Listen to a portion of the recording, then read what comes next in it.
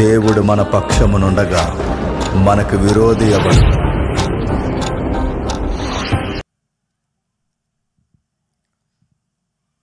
స్థానిక దైవజనులకి, నాయకులకి,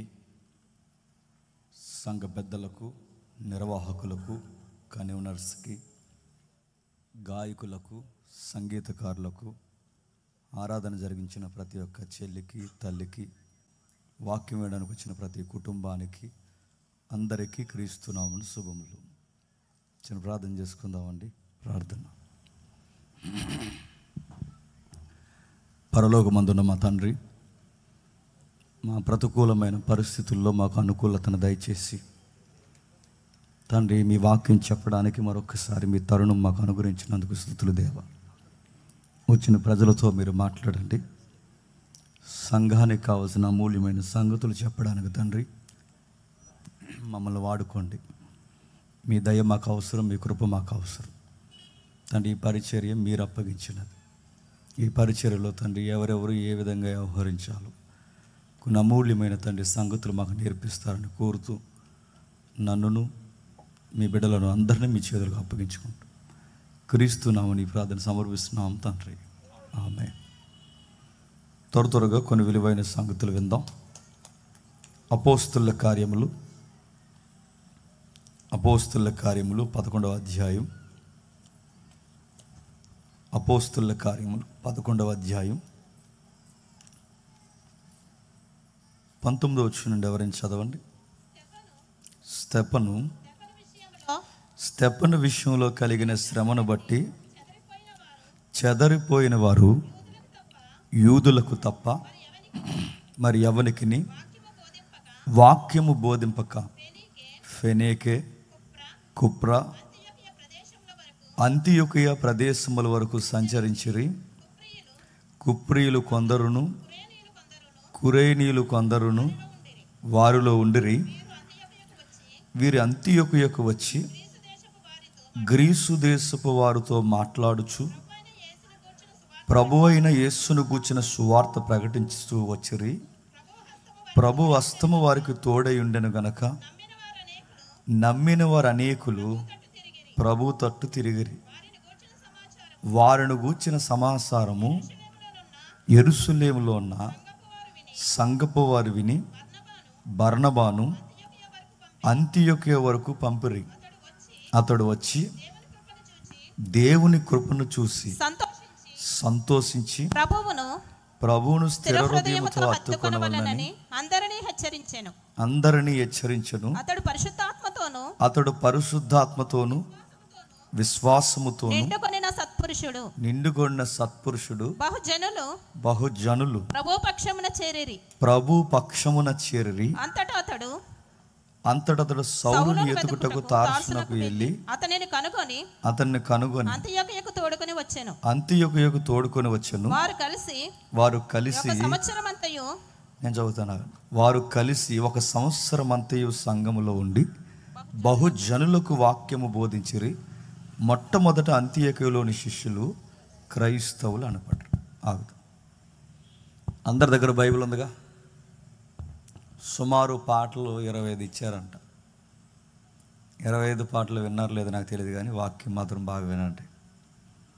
ఇటీవల కాలంలో ఎక్కువగా వాక్యానికి టైం తక్కువైపోయింది, ఆరాధనకి టైం ఎక్కువైపోయింది. ఆరాధన చేయవలసిన విధంగా చేయకపోతే ఆరాధన ఐడల్ వర్షిప్ అవుతుంది. ఐడల్ వర్షిప్ మీన్స్ విగ్రహారాధన అవుతుంది. కాబట్టి చెయ్యొద్దని నేను అంటలేదు, పాడొద్దని నేను అంటలేదు. ఆరాధనకు నేను వ్యతిరేకం కాదు, కానీ ఆరాధన ఒక సిస్టమేటిక్గా చేయాలి. చెల్లెలు బాగానే చేశారు, నేను అలాగే కామెంట్ చేయట్లేదు. ఒక సిస్టమేటిక్గా చేయాలి. ఈరోజు అది లేదు. కొన్ని పెద్ద పెద్ద మినిస్ట్రీస్ ఉన్నాయి, కొన్ని లక్షల రూపాయలు పోగేసి వాళ్ళకి ఏదికి లేస్తే వాళ్ళు వచ్చి చేసేది ఏంటి చెప్పిన వర్షిప్ చేసి వెళ్ళిపోతారు. మరి వాక్యం ఏదంటే వాక్యం జస్ట్ 10 minutes లేదా 15 minutes లేదా 20 minutes. మరి వాక్యం లేదు. వర్షిపులు చేస్తే చాలు, ఏదో ఎరగదీసామని ఫీల్ అయిపోతున్న వాళ్ళు ఎక్కువైపోయారు. అందుకే వర్షిప్ చేయడం అదుపు చేయకపోతే రాను రానది ఎక్కడికి వెళ్ళదంటే, ఒక ఆయన ఇటీవల కాలంలో వచ్చి వర్షిప్లో బాగా ఇన్వాల్వ్ అయిపోవడం అంటే వాళ్ళు ఏమనుకుంటున్నారంటే ఎక్కువగా లాస్ట్లో మ్యూజిక్ పెంచడం అనుకుంటున్నారు.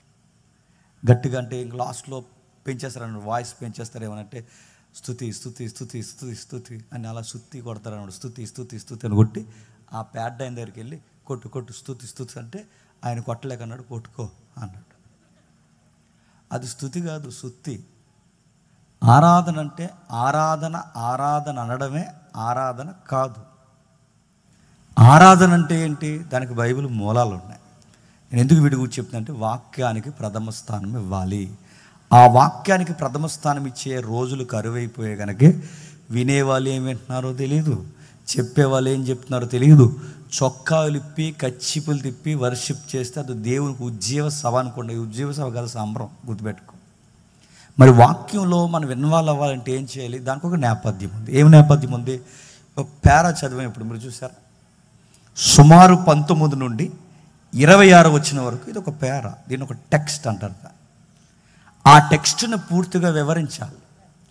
ఇక్కడ నుండి నేను లాంగ్ జంప్ చేయకూడదు, అక్కడ నుండి ఇక్కడికి లాంగ్ జంప్ చేయకూడదు. ఈ టెక్స్ట్ని అర్థం చేసుకోవడానికి సపోర్టెడ్ రిఫరెన్స్ తీసుకోవాలి. అంటే ఈ యొక్క పేర అర్థం చేసుకోవడానికి మిగిలిన రిఫరెన్స్ ఏం చెప్తున్నాయో వాటిని సపోర్ట్గా తీసుకోవాలి తప్ప ఈ రిఫరెన్స్ ఎందుకు ఎత్తానో నాకు తెలియక, ఈ రిఫరెన్స్ ఎందుకు అంటున్నారో మీకు తెలియక, ఆ రిఫరెన్స్ సడన్గా మళ్ళీ ఆ పిండి పిసుకు తొట్టియు బుడ్డులో నూనె అది ఎందుకు వచ్చిందో తెలియక, నీ గుడారంలోనికి ఏ తెగులు చేరదని చెప్పి అదొక రిఫరెన్స్ ఎందుకు వచ్చిందో తెలియక, ఆకాశ వాకుండ్లు ఇప్పి ఇది ఎందుకు వచ్చిందో తెలియక, ఏం తెలియక చివరికి ఏం చేస్తామంటే ఆమేన్ అని ఆవిలించి వెళ్ళిపోతాం.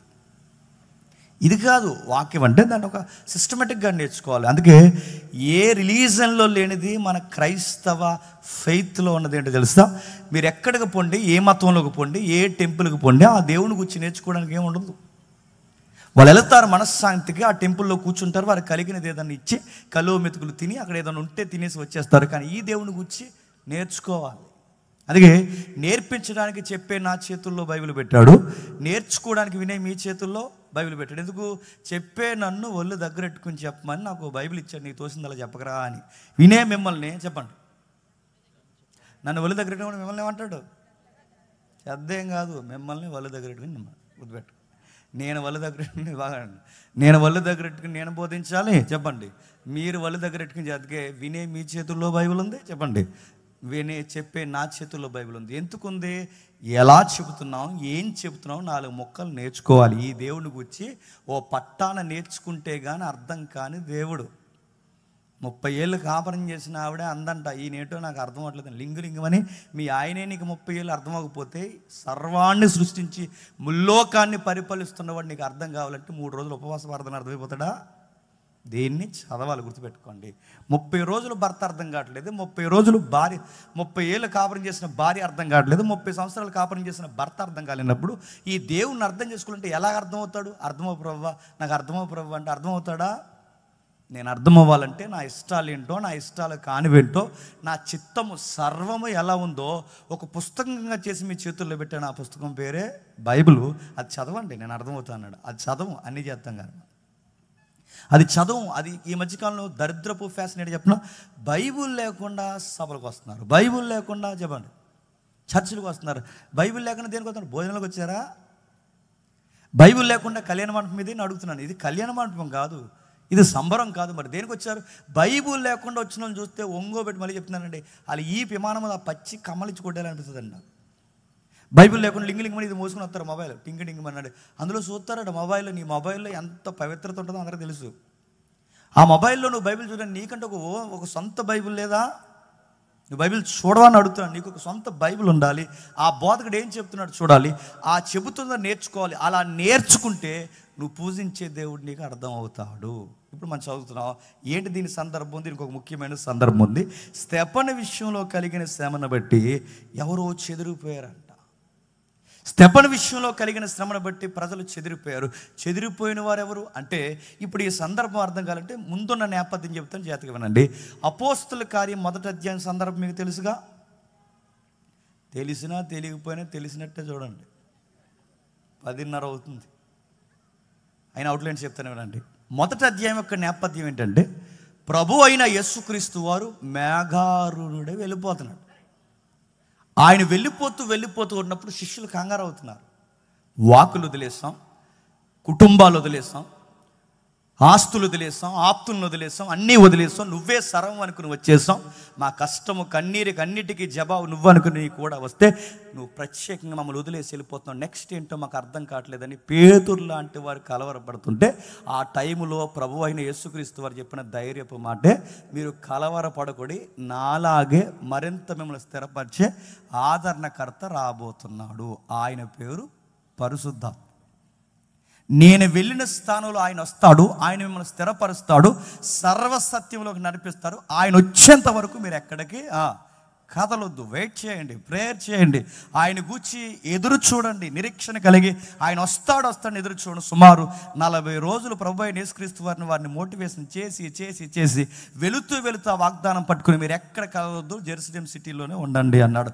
అన్నట్టుగానే శిష్యులు ఆ మాటను వాగ్దానంగా తీసుకుని మేడగదిలోకి వెళ్ళిపోయారు. తెలుసుగా, తెలిసినా తెలియకపోయినా చెప్పండి, తెలిసినట్టే. ఆ మేడగదిలోకి ఎప్పుడైతే వెళ్ళిపోయిన వాళ్ళ సంఖ్య 120 మంది. ఎంత? 120 మంది. ఈ 120 మంది ఆ మేడగదిలోకి వెళ్ళిపోయిన తర్వాత వీళ్ళు కనిపెడుతున్నారు. ఆ కనిపెడుతుండగా సరిగ్గా అదే టైంలో ఒక నేషనల్ ఫెస్టివల్ జరుగుతుంది.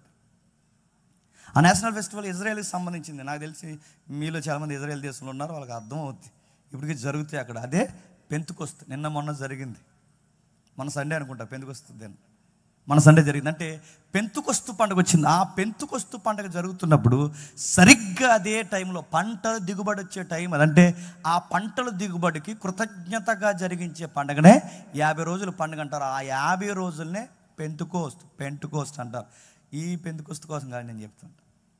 ఆ పెంతుకొస్తు పండుగ చేస్తున్నప్పుడు సరిగ్గా అదే టైంలో పబ్లిక్ వచ్చారు. ప్రపంచ దేశాల నుంచి చెదిరిపోయిన వాళ్ళందరూ వచ్చారు. ఎందుకు చెదిరిపోయారు ఇశ్రాయేలీలు? ఎందుకు చెదిరిపోయారంటే ఇశ్రాయేల్లో పక్కాన మాట వినరు. వాళ్ళకి ముద్దుంటే ఒకలా ఉంటారు, ముద్ద లేకపోతే ఒకలా ఉంటారు. మనం కూడా చూడండి, కడుపు నిండితే ఒకలా మాట్లాడతాం, చెప్పండి, కడుపు నిండకపోతే ఒకలా మాట్లాడతాం. అందితే జుట్టు, అందకపోతే కాళ్ళు. ఇశ్రాయేలు మనకు బాబులు. వాళ్ళు ఎలాంటి వాళ్ళు అంటే కాస్త కక్క ముక్క డొక్క తిని డొక్కలు బాగా నిన్నప్పుడు దేవుడిని మర్చిపోతారు. ఆ దేవుడిని ఎప్పుడైతే మర్చిపోయారో సరం బెల్లి కట్టుకున్నారు, చక్కగా చేశారు, అంతా బాగుంది. దేవుని చేత ఆ బ్లెస్సింగ్ ల్యాండ్ ఏదైతే ఉందో ఆ ల్యాండ్లో వచ్చిన తర్వాత వాళ్ళు దిగుబడి బాగా వచ్చిన తర్వాత దేవుడిని మర్చిపోయారు. దేవుడు పలుమార్లు వాళ్ళని చెదరగొట్టాడు. బాబిలోనియన్స్ తీసుకొచ్చాడు, మెడో పెర్షియన్స్ తీసుకొచ్చాడు, గ్రీకులు, రోమన్స్ ఇలాంటి దాడులు వారి మీద చేయించి దేవుడు చెదరగొడితే ఆ చెదిరిపోయిన వాళ్ళు చెదిరిపోయి ఎక్కడి వరకు వచ్చారంటే మన ఇండియా వరకు కూడా వచ్చేసారు. మన ఇండియాలో ఎక్కడికి వచ్చారు? చాలా ప్రాంతాలకు వచ్చేసారు. అక్కడ వరకు ఎందుకు, మన గుంటూరు వచ్చేసారు. గుంటూరులో ప్రత్యేకించి యూదులకు ఒక ఊరు ఉందంటే మీరు నమ్మగలరా? ఎప్పటికాల యూదులే ఇప్పటికీ కథ. అలా యూదుల్లో ఉండరు, ఎందుకంటే చాలా సంవత్సరాలు అయిపోయింది కదా, కలిసిపోయారు అటు ఇటుగా. అయితే ఆ యూదులు ఎక్కడి వరకు వచ్చారు? మేము మణిపూర్ వెళ్ళాం. ఆ టైంలో దాడులు జరుగుతున్నప్పుడు మణిపూర్ వెళితే మణిపూర్లో కూడా అక్కడ సమాజ మందిరం ఉంది, అక్కడ కూడా యూదులు ఉన్నారు. అంటే మీకు అర్థం కావాలి బైబిల్ చరిత్ర ఎంత వాస్తవమైనదో. ఆ రోజు ఇశ్రాయేల్ మాట వినకపోతే ఏ వాగ్దాన భూభాగం ఇచ్చాడో ఆ వాగ్దాన భూభాగం నుంచి వీరిని ఏం చేశాడు? చెదరగొట్టారు. ఈ చెదిరిపోయిన వాళ్ళందరికీ ఒక ట్రెడిషనల్ ఉంటుంది. ఆ సాంప్రదాయంతో కూడిన వాళ్ళ యొక్క నమ్మకం ఏంటంటే ఎక్కడికి పోయినా సరిగ్గా పండగ టైంలో సిటీకి వస్తారు. ఆ సిటీ పేరు ఏంటి చెప్పండి? యెరూషలేం సిటీకి వస్తారు. ఎక్కడికి పోయినా వస్తారు. వాళ్ళకి నేషనల్ ఫెస్టివల్స్ ఉన్నాయి. పస్కా కానీ, ఈ పెంతుకొస్తు కానీ, గుడారాల పండగ కానీ, ఈ గుడారాలు కాదు, ఇందులో ఉన్న గుడారాల పండగ కానీ, ఇవన్నీ జరుగుతున్నప్పుడు ఖచ్చితంగా యెరూషలేం పండగకు వస్తారు. ఆ యెరూషలేం పండగకి వీళ్ళు చెదిరిపోయిన ఇండియాలో ఉన్నా, ఎక్కడున్నా, పాకిస్తాన్లో ఉన్నా, ఎక్కడున్నా ఖచ్చితంగా అక్కడికి వస్తారు. ఆ వచ్చే టైంనే పండగ సీజన్ అంటారు. ఆ హార్వెస్ట్ టైంలో ఏం జరుగుద్దంటే ఇలాంటి పండగ వాతావరణంలో ఇది ఒక పండగ వస్తుంది. ఈ పండగ టైంలో సరిగ్గా అదే టైంలో ప్రపంచ దేశాల నుంచి యెరూషలేంకి రావడం కాదు, అదే టైంలో పరలోక నుంచి పరిశుద్ధాత్ముడి 120 మంది మీదకి వచ్చేసాడు. ప్రభు చెప్పిన వాగ్దానం జరుగుతుంది. ఆ 120 మంది మీదకి ఎప్పుడైతే ప్రభు అయిన యేసుక్రీస్తు వారు చెప్పిన వాగ్దానం పరిశుద్ధాత్ముడు వారి మీదకి వచ్చాడో, ఆ పరిశుద్ధాత్ముడు వారి మీదకి వచ్చిన తర్వాత వాళ్ళు గాన ప్రతిగానాలు చేశారని లేదు కానీ గంభీరమైన వాక్యం చెప్పారు. పరిశుద్ధాత్ముడి సభలో ఉన్నాడని దాన్ని గుర్తు చెప్పిన వాక్యంతో దద్దరలు కూడా గుర్తుపెట్టుకుని, అదే హోలీ స్పిరిట్ అక్కడ పనిచేస్తుందని దాని గుర్తు. పరిశుద్ధాత్ముడి సభ వెనక లేదా ఒక సంఘంలో ఉన్నాడనడానికి వాక్యానికి ప్రథమ స్థానం వేస్తారు. అక్కడే పరిశుద్ధాత్ముని యొక్క ప్రజెన్స్ ఉన్నట్టు లెక్క. ఎక్కడైతే ఏ సంఘంలో అయితే వాక్యానికి పెద్దపీట అయ్యారో, ఏ సభలో అయితే వాక్యానికి పెద్దపీట అయ్యారో అక్కడ ఎవరిని తక్కువ చేస్తున్నట్టు? ఆయన ప్రజెన్స్ని వద్దంటున్నాం మనం. అందుకే పరిశుద్ధాత్ముడు ఎప్పుడైతే ఆయన ఇన్వాల్వ్ అయ్యాడో వచ్చిన ఆయన ఏం చేశాడు? గెంతలేదు, కచ్చిపులు ఎత్తలేదు, అల్లరి చేయలేదు, ఏమీ చేయలేదు. పరిశుద్ధాత్ముడు వచ్చి ఏం చేశాడంటే వారికి సంబంధం లేని ఇతర భాషలు, అంటే ఫారెన్ లాంగ్వేజెస్ ఉంది బైబిల్, అంటే వాళ్ళ మాతృభాష కానీ వారి మదర్ టంగ్ కానీ ఇతర మతాలకి లేదా ఇతర ప్రాంతాలకి సంబంధించిన వారు ఫారెన్ లాంగ్వేజెస్ మాట్లాడారంట. అంటే ఇతరులు మాట్లాడే భాషలు మాట్లాడుతుంటే స్థానికులకు ఆశ్చర్యం కలిగిందంట. అరే ఇదేంట్రా, మనది ఎబ్రి మాట్లాడాలి కానీ వీళ్ళందరూ కలిసి వీరిది కాని భాష ఈ పండితులు కానీ ఈ పామర్లైనా చేపలు పట్టుకునే ఈ జాలర్లైనా వీళ్ళేంటి పండితులైనా మనకందని ఎంత పాండిత్యం వీళ్ళకి ఎక్కడిది, వీళ్ళు ఎలా మాట్లాడుతున్నారు అని కానీ అందరికీ స్ట్రైక్ అయిన పాయింట్ ఏంటంటే ఇదేదో దైవ కార్యము జరుగుతుంది. మరికొంతమంది ఏమన్నారంటే పబ్లిక్లో ఎప్పుడు రెండు రకాలు ఉంటారు, మెచ్చుకునే వాళ్ళు ఉంటారు, తిట్టుకునే వాళ్ళు ఉంటారు. తిట్టుకునే బ్యాచ్ ఏమన్నారంటే తాగేశారండి అన్నారు. తాగేసినోడు ఇంగ్లీష్ మాట్లాడతాడా అని అడుగుతున్నాను. ఇప్పుడు నేను తాగేసానండి, తాగేస్తే నాకు హిందీ వచ్చేద్దా? కొంచెం కామెంట్ చేసామంటే దానికి ఒక లాజిక్ ఉండాలి కదండి. వాళ్ళు ఏం కామెంట్ చేశారు చూడండి. తాగేసి ఏదో ఒకటి మాట్లాడితే బెబ్బెబ్బె అంటే బాగుండు. వారు తాగి మాట్లాడుతున్నది ఇతరుల భాష స్పష్టంగా మాట్లాడుతున్నారు అంటే అది తాగిన వైఖరి కాదు. వారు ఇతర భాషలు ఎప్పుడైతే మాట్లాడుతున్నారో వీళ్ళందరూ మాట్లాడుతున్నప్పుడు కామెంట్ చేస్తారు. వచ్చిన సుమారు 17 దేశాలు ఆ రోజుల్లో లెక్క. ఆ రోజుల్లో 17 దేశాలు అంటే చాలా ఎక్కువ. తిప్పి ఇన్ని సంవత్సరాలు కూడా మొత్తం దేశాల సంఖ్య ఎంత అంటే నాకున్న ఐడియా ప్రకారం 270 అనుకుంటా. ఇప్పటికి 270 దేశాలు ఉన్నాయి. ఇంత సంవత్సరం ఇంత చరిత్ర నడిస్తేనే ఇప్పటికే 270 అంటే ఆ రోజుల్లో 2000 సంవత్సరాల క్రితం 17 దేశాల ప్రజలు యెరూషలేం సిటీకి వచ్చారంటే మీకు ఎంత పెద్ద సంఖ్య అనాలి చెప్పండి. అంత సంఖ్య సుమారు ఆ రోజు లెక్కలేస్తే సుమారు 20 లక్షల నుంచి 25 లక్షల మంది వచ్చారని అంచనా ఆ ఫెస్టివల్కి. ఆ వచ్చిన వాళ్ళందరూ చూస్తున్న ఈ 120 మంది అన్య భాషలతో మాట్లాడుతున్నప్పుడు ఆశ్చర్య కలిగింది. స్థానికులు ఉంటారుగా, వీళ్ళకి భాష అర్థం కాక ఏదో తాగేశారు అన్నారట. అప్పుడు ఒక ఆయన లేచాడు, ఆయన పేరు పేతురు గారు. ఆ పేతురు గారు ఎప్పుడైతే లేచాడు, ఆయన లేచి ఒకే ఒక్క ప్రసంగం చేశాడు. ఆ ఒక్క ప్రసంగం దెబ్బకి 3000 మంది మారు. జీవితంలో ఎప్పుడైనా ప్రసంగం చేయాలనిపిస్తుంది అంటే దెబ్బకి ఇంకా పరలోకం వెళ్ళిపోవాలనిపిస్తుంది. ఆ ప్రసంగం చేసింది ఆయన చేసిన ఒకే ఒక్క ప్రసంగానికి 3000 మంది. ఆ 3000 మంది ఎప్పుడైతే మారిపోయారో ఇప్పుడు మేడ మీద ఎంతమంది ఉన్నారు? 120 మంది. ఈ 3000 మంది 120 మంది 3120 మంది మొత్తం కలిపి వీళ్ళందరూ ఒక రిబ్బన్ కటింగ్ చేశారు. ఆ రిబ్బన్ కటింగ్ పేరే సంఘం. ఏంటది?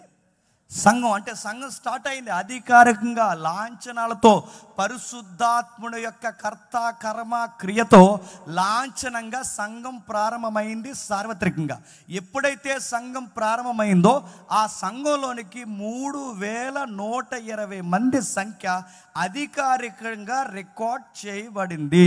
ఎప్పుడైతే అధికారికంగా రికార్డ్ చేయబడిందో రికార్డ్ చేయబడిన సంఖ్య దినదినం అభివృద్ధి పొందుతుంది. ఎందుకు? అపోస్తుల బోధ యందును, ప్రార్థన యందును, సహవాసం అందును ఎడతెగక సంఘం ఎప్పుడైతే అభివృద్ధి పొందుతుందో, ఈ సంఘం ఇలా అభివృద్ధి పొందుతూ ఉండగా మీరు గమనించండి, ఆ సంఘం అలా అభివృద్ధి పొందుతుండగా 6వ అధ్యాయంకి వచ్చేసరికి సంఖ్య పెరిగిపోయింది.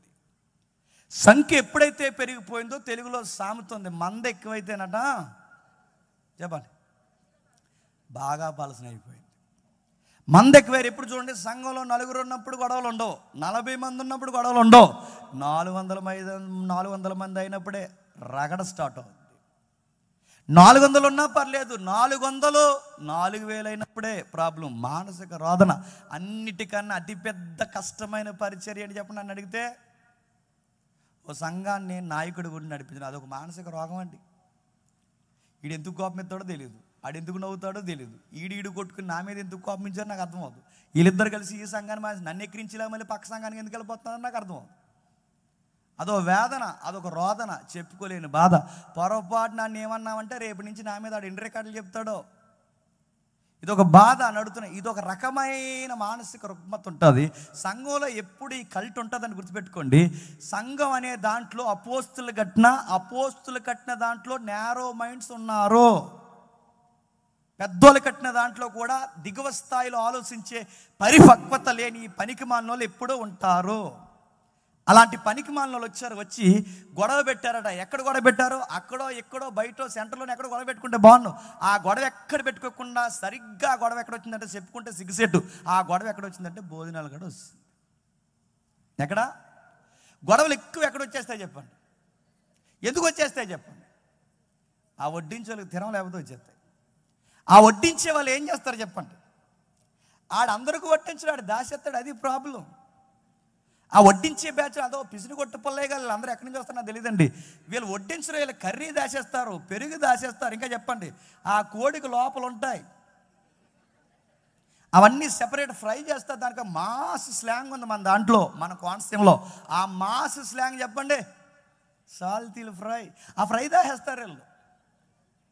అరే బిర్యానీ దాచేస్తారు, ఇవన్నీ దాచేస్తారు అడుగుతున్నాను. ఇవి దాచేసి ఏం చేస్తారా ఈ నేరో మైండ్స్? వీళ్ళు ఏం చేస్తారు చెప్పినా, వీళ్ళకి భక్తి ఉండదు, ఆ భక్తి యొక్క శక్తి ఎరగరు, వీళ్ళకి సంఘం యొక్క బాధ్యత ఉండదు. ఇవి దాసి ఏం చేస్తారంటే ఆలోలు వస్తారు, ఆలోలు వాళ్ళకి ఎడతారంటే వీడు చుట్టం పట్టం ఎదురింటి పక్కింటోడు వీడి స్నేహితుడు ఎవడైతున్నాడో ఇవన్నీ వడ్డిస్తారు. అదే పేదలు, ఇబ్బంది కలిగిన వారు, విధవరాండ్లు ఎవరైతే ఉన్నారో గుప్పడి మెతుకులు పెట్టి అందరినీ సమానంగా చూడాలనుకున్న వారికి అందాల్సిన మెతుకు అందకుండా వీళ్ళు చేసే తప్పుడు పని ఏంటో తెలుసా? దాస్తారు. ఇప్పుడు గుర్తుపెట్టుకోండి, భోజనాల దగ్గర ఇలాంటి పక్షపాతం చూపిస్తే గొడవలు స్టార్ట్ అవుతాయి. అవ్వా పెళ్ళిళ్ళలో పెద్ద పెద్ద గొడవలు ఎక్కడవుతాయి చెప్పండి? సిగ్గుపడే విషయం చెప్పడం, ఒక పెద్ద ఆయన ఎంత మీసాలు వేసుకుని గవర్నమెంట్ ఎంప్లాయ్ అయినా, ఇంకే ఎంప్లాయ్ అని అడగండి, పెద్ద గవర్నమెంట్ ఎంప్లాయ్, ఆయన ఫంక్షన్కి రావడమే ఒక డిగ్నిటీ. అలాంటి డిగ్నిటీ ఉన్నవాడు తన డిగ్నిటీని కాపాడుకోవాలి కదండి. ఆయన గొడవ ఎక్కడ పెట్టాడు చెప్పినా, గోంగూర పచ్చడిగా పెట్టాడు. దేనికి కాజ్ ఏంటి, కారణం ఏంటి, గొడవ ఎందుకు, దేనివల్ల ఎఫెక్ట్ జరిగిందని అడిగితే గోంగూర పచ్చడి కోసం గొడవ జరిగిందట. ఆ గోంగూర పచ్చడి కోసం గొడవ జరిగితే ఇంకా మేము ఏమనలేదు, మొత్తం బకెట్ తెచ్చి ఆయన దగ్గర మొత్తం మీకే సరి తీసుకున్నాను. నీ యొక్క వయసు ఏంటి, నువ్వు మాట్లాడాల్సిన మాటలేంటి, నువ్వు ఎలాంటి విషయాలు నువ్వే డిస్టర్బెన్స్ ఉంటే కార్యక్రమం జరుగుద్దా? పరిపక్వత లేని వారు సెల్ఫ్ ఎక్కువ కోరుకుంటారు. సెల్ఫ్ కోరుకున్న వారు ఈ స్వార్థపూరితమైన చర్యలు సంఘంలో సీలుకులు తెచ్చాయి. 6వ అధ్యాయంకి వచ్చేసరికి ఏమైంది? 6వ అధ్యాయంలో మీకు అర్థమవుతుందిగా నేను చెప్పింది? మీకు అర్థమైనా అర్థమవకపోయినా అర్థమైనట్టే. నా ఇంకా సీరియస్గా చూడండి చెప్తాను. సరే, ఎప్పుడైతే 6వ అధ్యాయంకి వచ్చేసరికో ఈ వేల మంది సీలికలు వచ్చాయి. దేన్ని బట్టి ప్రాబ్లం వచ్చింది? 6వ అధ్యాయం మొదటి వచనం చదవండి ఒకసారి. 6వ అధ్యాయం మొదటి వచనం.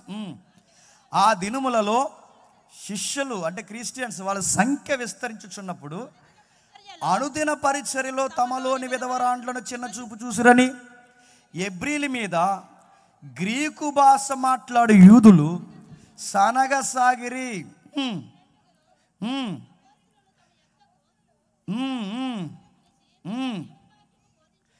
మీరు దేవుని వాక్యము బోధించటం అని ఆహారము పంచిపెట్టడం యుక్తము కాదని ఎవరి మీద ఎవరు నసుకుంటున్నారంటే, ఎవరి మీద ఎవరు అంటే విధవరాండ్లను చిన్న చూపు చూశారంటే అడుగుతున్నారు. విధవరాండ్ల చిన్న చూపు చూడొచ్చా?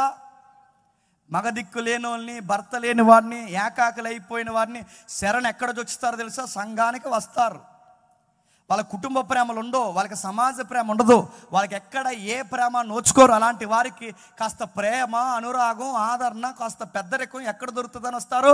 సంఘంలో దొరుకుతుందని వస్తారు. అక్కడ కూడా వాళ్ళకి ప్రేమ దొరకకుండా కొంతమంది కావాలని వారిని తక్కువ చేసి చూస్తే ఇంకా వాళ్ళు ఎక్కడికి పోతారు? ఆ రోజైనా ఈ రోజైనా చేసే దుర్మార్గమైన పనులు ఏంటో తెలుసా? పేదోళ్ళు ఇంకా పేదరికంలో బాధ పెడతారు. సంఘం అంటే ఏంటంటే ఇక్కడ అందరూ సమానం. నీ బాధ నేను మీదేసుకోవాలి, నా బాధ నువ్వు మీదేసుకోవాలి. నీకు కష్టం వస్తే నాకు కష్టం వచ్చినట్టే, నాకు కష్టం వస్తే నీకు కష్టం వచ్చినట్టు. ఇందులో తారతమ్యం లేదు. నాది కాదు, ఇది మనదే.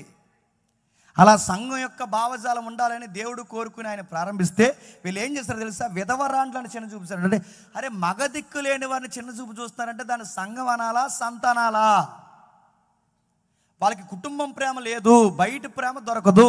ఇలాంటి టైంలో వారికి ఎక్కడ ప్రేమ దొరుకుతుందని వచ్చారు? క్రీస్తు ప్రేమ సంఘంలో దొరుకుతుందని వస్తే అక్కడ కూడా మీరు ప్రేమ చూపించకుండా పెద్ద కుటుంబాలు వారికి పేటేసి ఇలాంటి చిన్న కుటుంబం వారిని మీరు చిన్న చూపు చూస్తే వాళ్ళు ఏమైపోతారో? బాధపడతారు.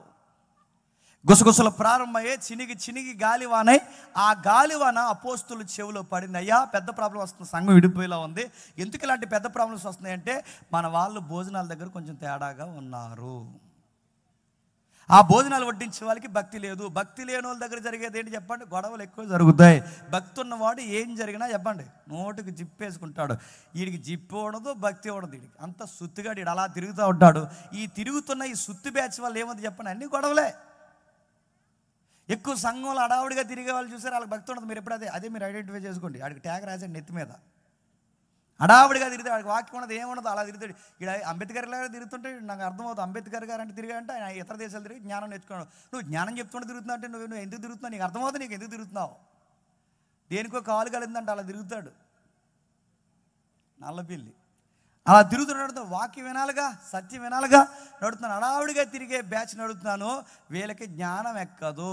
అలా తిరుగుతున్న బ్యాచ్ భక్తి లేని వారు వడ్డించి వాళ్ళు అయిపోయారు కనుక వాళ్ళ వలన సంఘంలో ఇబ్బందులు సీలికలు ప్రారంభమైతే అపోస్తులు తీసుకున్న నిర్ణయం ఏంటి? అదే సీన్లో మనం ఉంటే నిర్ణయం ఏం తీసుకుని చెప్పినా, భోజనాల వల్లే గొడవలు వస్తున్నాయి కనుక ఇంక రేపు నుంచి అంటామా, మొత్తానికి ఒకటి చేయమంటే ఒకటి చేస్తామా, మొత్తానికి భోజనాలు ఏమంటాం. అపోస్తులు అలా చేయలేదు, వాళ్ళకి మెచ్యూరిటీ ఎక్కువ.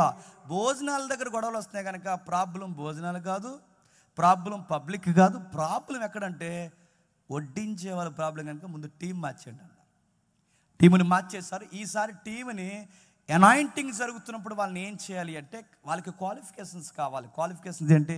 మంచి పేరు ఉండాలి, సంఘం వాళ్ళని మెచ్చుకోవాలి. మూడవది పరిశుద్ధాత్మన అభిషేకం ఉండాలి. ఎవరికైతే ఉంటాయో వారిని 7గురిని ఎంపిక చేయండి. ఆ 7గురిని ఎంపిక చేసి సంఘంలోకి ఎప్పుడైతే పిలిచారో ఆ సంఘంలోకి పిలిచి ఆ 7గురిని ఎంపిక చేస్తే అందులో 7గురిలో మనకు కావాల్సిన ఒక మనిషి ఉన్నాడు. మన సందర్భానికి ఇందాక చదివంగా ఆ కావాల్సిన మనిషే స్తెఫను. ఈయన భోజనాల దగ్గర పెట్టారు. భోజనాల దగ్గర ఏమో అపోస్తులు పెట్టారు. ఎవరిని? స్తెఫన్ని. భోజనాల దగ్గర అపోస్తుల్ని స్తెఫన్ను పెడితే ప్రభు భోజనాల దగ్గర ఉన్న మనిషిని తీసుకొచ్చి బోధించే స్థాయిలోకి సమాజంలోకి తీసుకొచ్చారు. మన దేవుడు ఎలా ఉంటాడు చెప్పనా? మన దగ్గర కసి, భక్తి, విశ్వాసము, ఆయన పట్ల స్థిర నిర్ణయం కలిగి నాగిటి మీద చెయ్యేసి ఎన్ని జరిగినా ఎనిదిరిగి చూడడానికి ఒక కసి మనలో ఉందనుకోండి, నువ్వు బరకాల మెడతడుతున్నా నిన్ను అక్కడ ఉంచడు, తీసుకొచ్చి నేను ఎక్కడ పెట్టాలో అక్కడ పెడతాడు. అంత గొప్ప దేవుడు మన దేవుడు. భోజనాలు వడ్డించి అబ్బాయిని తీసుకొచ్చి వండర్స్ చేస్తున్నాడట. ఆ వండర్స్ చేస్తున్నప్పుడు 8వ వచనం ఏం జరుగుతుంది చూడండి. స్తెఫను కృపతో బలముతో నిండుకొని వాడై ప్రజల మధ్య మహత్కార్యములను గొప్ప సూచక్రియలు చేస్తున్నాడు. ఆయన చేస్తున్న వండర్స్కి పబ్లిక్ ఒక్కసారి వండర్ అయిపోయారంట. అరే ఏంటి అబ్బాయి ఎలా చేస్తున్నాడంటే ఆయన వండర్సేనా, ఇంకేం చేస్తున్నాడు? అనేకులు వచ్చారు, లిబెర్తీలు వచ్చారు, కురేనీలు వచ్చారు, అలెగ్జాంద్రియా నుంచి వచ్చారు, కిలికియా నుండి వచ్చారు, మిడిల్ ఆసియా నుంచి వచ్చారు, ఇంకా కొంతమంది వచ్చారు. వీళ్ళందరూ వచ్చి అతనితో మాట్లాడుతున్నారట. అతను అగపరిచిన జ్ఞానమును, అతను ప్రేరేపించిన ఆత్మను వారు ఎదిరించలేకపోయారంట. ఏం చెప్తున్నాడు? ఓ పక్క వండర్స్ చేస్తున్నాడు, మరో పక్క సువార్త చెప్తున్నాడు. సువార్త చెప్తున్నాడు, వండర్స్ చేస్తున్నాడు. ఈ మధ్యకాలంలో ఏం చేస్తున్నాడు చెప్పినా? వండర్స్ చేస్తున్నాం అంటున్నారు. చెప్పండి. సువార్త మానేశారు. సువార్తకి పెద్దపేట వేయడం మానేశారు. ఎప్పుడు గుర్తుపెట్టుకోండి, ఏ సూచక్రియ అయినా, ఏ గొప్ప కార్యమైనా దేన్ని హైలైట్ చేయడానికి తెలుసా? వాక్యాన్ని హైలైట్ చేయడానికే, వాక్యాన్ని చూపించడానికే, దేవుని మనసును వాక్యాన్ని అలా అర్థంలా చూపించడానికి. అందుకే మనం ఏ క్రియ చేసినా, మనం పాట పాడినా, మనం ఒక అద్భుత కార్యం జరిగించినా, మన నలుగురు కలిసి నిలబడినా దేన్ని పైకెత్తి పట్టుకోవాలి చెప్పండి? వాక్యం, వాక్యము, వాక్యం. అందుకే ఆ స్తెఫను గారు ఆయన చేసిన పరిచర్లో అత్యధికమైన ఆకర్షణీయమైనది కుంటోలకు కాళ్ళు ఇచ్చాడు, గుడ్డోలకు కళ్ళు ఇచ్చాడు, చెవిటి వారికి చెవులు ఇచ్చాడని కాదు. ఆయన చేసిన గొప్ప కార్యం ఏంటి చెప్పినా? ఆయన అగపరిచిన వాక్య జ్ఞానమును ఈ పెద్ద మనుషులు ఎదిరించలేకపోయారంట. ఎవరు ఆ పెద్ద మనుషులు? రిబెర్తీలు, కురేనీలు, ఇంకా ఉన్నారు ఆసియా, మైనర్ ఆసియా నుంచి వచ్చిన వాళ్ళు. ఇందులో ఉన్న ఒక బ్యాచ్ ఉంది చూడండి. కురేనీలో కిలికియా నుండి కొంతమంది వచ్చారని చూసారా? ఆ కిలికియా బ్యాచ్లో యాక్టివ్ మెంబరే సౌలు. ఆ సౌలే పౌలు. ఇప్పుడు చూడండి, గలిలయ అనే హెడ్ మాస్టర్ దగ్గర, గలిలయ అనే ఒక యూనివర్సిటీ ఉంటే, ఆ రోజుల్లో యూనివర్సిటీ అది, గలిలయ అనే ఒక యూనివర్సిటీ ఉంటే అక్కడ హెడ్ ఆఫ్ ది డిపార్ట్మెంట్గా పనిచేస్తున్న ఒక నెంబర్ వన్ ప్రీచర్ ఉన్నాడు. ఆయన పేరు గమలీయేలు. అలాంటి దగ్గర నెంబర్ 1 స్టూడెంట్ ఎవరైనా ఉన్నారంటే చెప్పండి? పౌలు. ఆయనకి తెలియని సబ్జెక్ట్ లేదు, ఆయనకి అన్ని సబ్జెక్టులు తెలుసు. అంత సబ్జెక్ట్ తెలిసిన పౌలు గారు కూడా ఎవరిని ఎదిరించలేకపోయారట. ఏం చెప్తున్నాడు ఇంతకీ స్తెఫను అంటే? ఆయన చెప్పే ప్రసంగానికి ఆ రోజు వాళ్ళకి టెర్రర్ స్టార్ట్ అయింది. చెప్తే ఆయన ప్రాక్టికల్గా మాట్లాడుతున్నాడు. ఎంత ప్రాక్టికల్గా మాట్లాడుతున్నాడంటే, అబ్రహామును పరిచయం చేస్తున్నప్పుడు అనగనగనగా అనలేదు. అబ్రహామును పరిచయం చేస్తున్నప్పుడు ఎలా పరిచయం చేస్తాడు తెలుసా? మన అబ్రహాము దేవుని చేత పిలువబడుతున్నప్పుడు ఆయన మెస్సొపొతేమియాలో కాపురం ఉండక మునుపు ఆరానులో దేవుడు పిలవడం ప్రారంభించంటే ఆయన మాట్లాడుతున్నది జాగ్రఫికల్ ఎవిడెన్స్ మాట్లాడుతున్నాడు. చూసారా? ఆయన మాట్లాడుతుంది భౌగోళిక సాక్ష్యాన్ని ముడిపెడుతున్నాడు, హిస్టరీని ముడిపెడుతున్నాడు. ఆయన ప్రసంగం ఎక్కడ అబ్రహాము దగ్గర నుంచి మోసే దగ్గర నుంచి మొత్తం 7-8 అధ్యాయాలు మొత్తం కలిపి ఆ ప్రసంగాన్ని ఎక్కడ ముడెడతాడు తెలుసా? ఆ 7 అధ్యాయం అంతా మొత్తం కలిపి ఆ ప్రసంగాన్ని నజరేయుడైన యేసు దగ్గర తీసుకుంటాడంటే అబ్రహాము దగ్గర నుంచి ఆయన ప్రసంగం ఎక్కడికి వచ్చింది? యేసుకు ఇంత లాంగ్ సబ్జెక్ట్ ఎప్పుడైతే చెప్పాడో అందరూ ముక్కు మీద నోటి మీద వేలేసుకుని ఈడేట్రా ఇంతలా చెప్తాడు, మనమే పాండిత్యం ఎరిగిన వారు అనుకున్నాం, మనకి తెలియని సంగతులు కూడా చెప్తున్నాడంటే ఈ విషయం మామూలు విషయం కాదు. ఈ నోరుని ఎలాగైనా ఆపాలనుకున్నారు, ఆపలేరు, ఆపలేక చేతగానోలు చేసే పని అని చెప్పండి, చంపేస్తారు. అందుకే స్టెఫన్ చేసిన పని ఏంటో తెలుసా? స్టెఫన్ చంపడానికి రెడీ అయిపోయారు, ప్లాన్ చేశారు.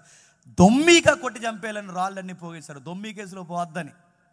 ఒకటి కొడితే మర్డరు, 2 కొడితే ప్లాన్ చేశారంటారు, మొత్తం ఊరంతా కలిసి కొడితే దొమ్మి అంటారు. అలాంటి ప్లాన్ చేయకండి ఎవడ మీద. ఒకటి చెప్తే ఒకటి అర్థమవుతుంది. దొమ్మిగా కొట్టుపడేస్తారు. దొమ్మిగా అంటే ఆ దొమ్మిగా ఎప్పుడైతే కొట్టేశారో రాళ్ళు తెచ్చారు. గవర్నమెంట్ కూడా పాయింట్అవుట్ చేయకుండా ఆ రాళ్ళని తెచ్చి ఆ కొడుతున్నప్పుడట మళ్ళీ డ్రెస్సులు ఎక్కడైతే డిస్టర్బెన్స్ అవుతాయని వీళ్ళ పై వస్త్రం నిలువు టంగిలు ఉంటాయి కదా, నైటీలాగా, ఆ నిలువు టంగిలు తీసి ఆ పక్కన పెడితే ఆ నిలువు టంగిలికి ఈయన కాపలా కాశాడంటే ఎవరు? ఈ భయం లేదు మనిషికి అసలు. ఎవరు? సౌలు. ఆ కాపలా కాస్తే ఆ మనిషి చూస్తుండగా ఆయన రాళ్ళు ఇచ్చి కొడుతుంటే ఎంజాయ్ చేస్తున్నాడు. మరి అదేం సైకోటిక్ మైండ్ నాకు అర్థం కాదు, కానీ ఆయన చేస్తున్నది ఎంజాయ్ చేస్తూ వాళ్ళ వస్త్రాలు కాదు, కొట్టండి అక్కడ కొట్టండి అని చెప్పాడు. ఆ కొట్టేశారు, చంపేశారు. ఆ చంపేసినప్పుడు ఈ విషయం సంఘానికి అందింది.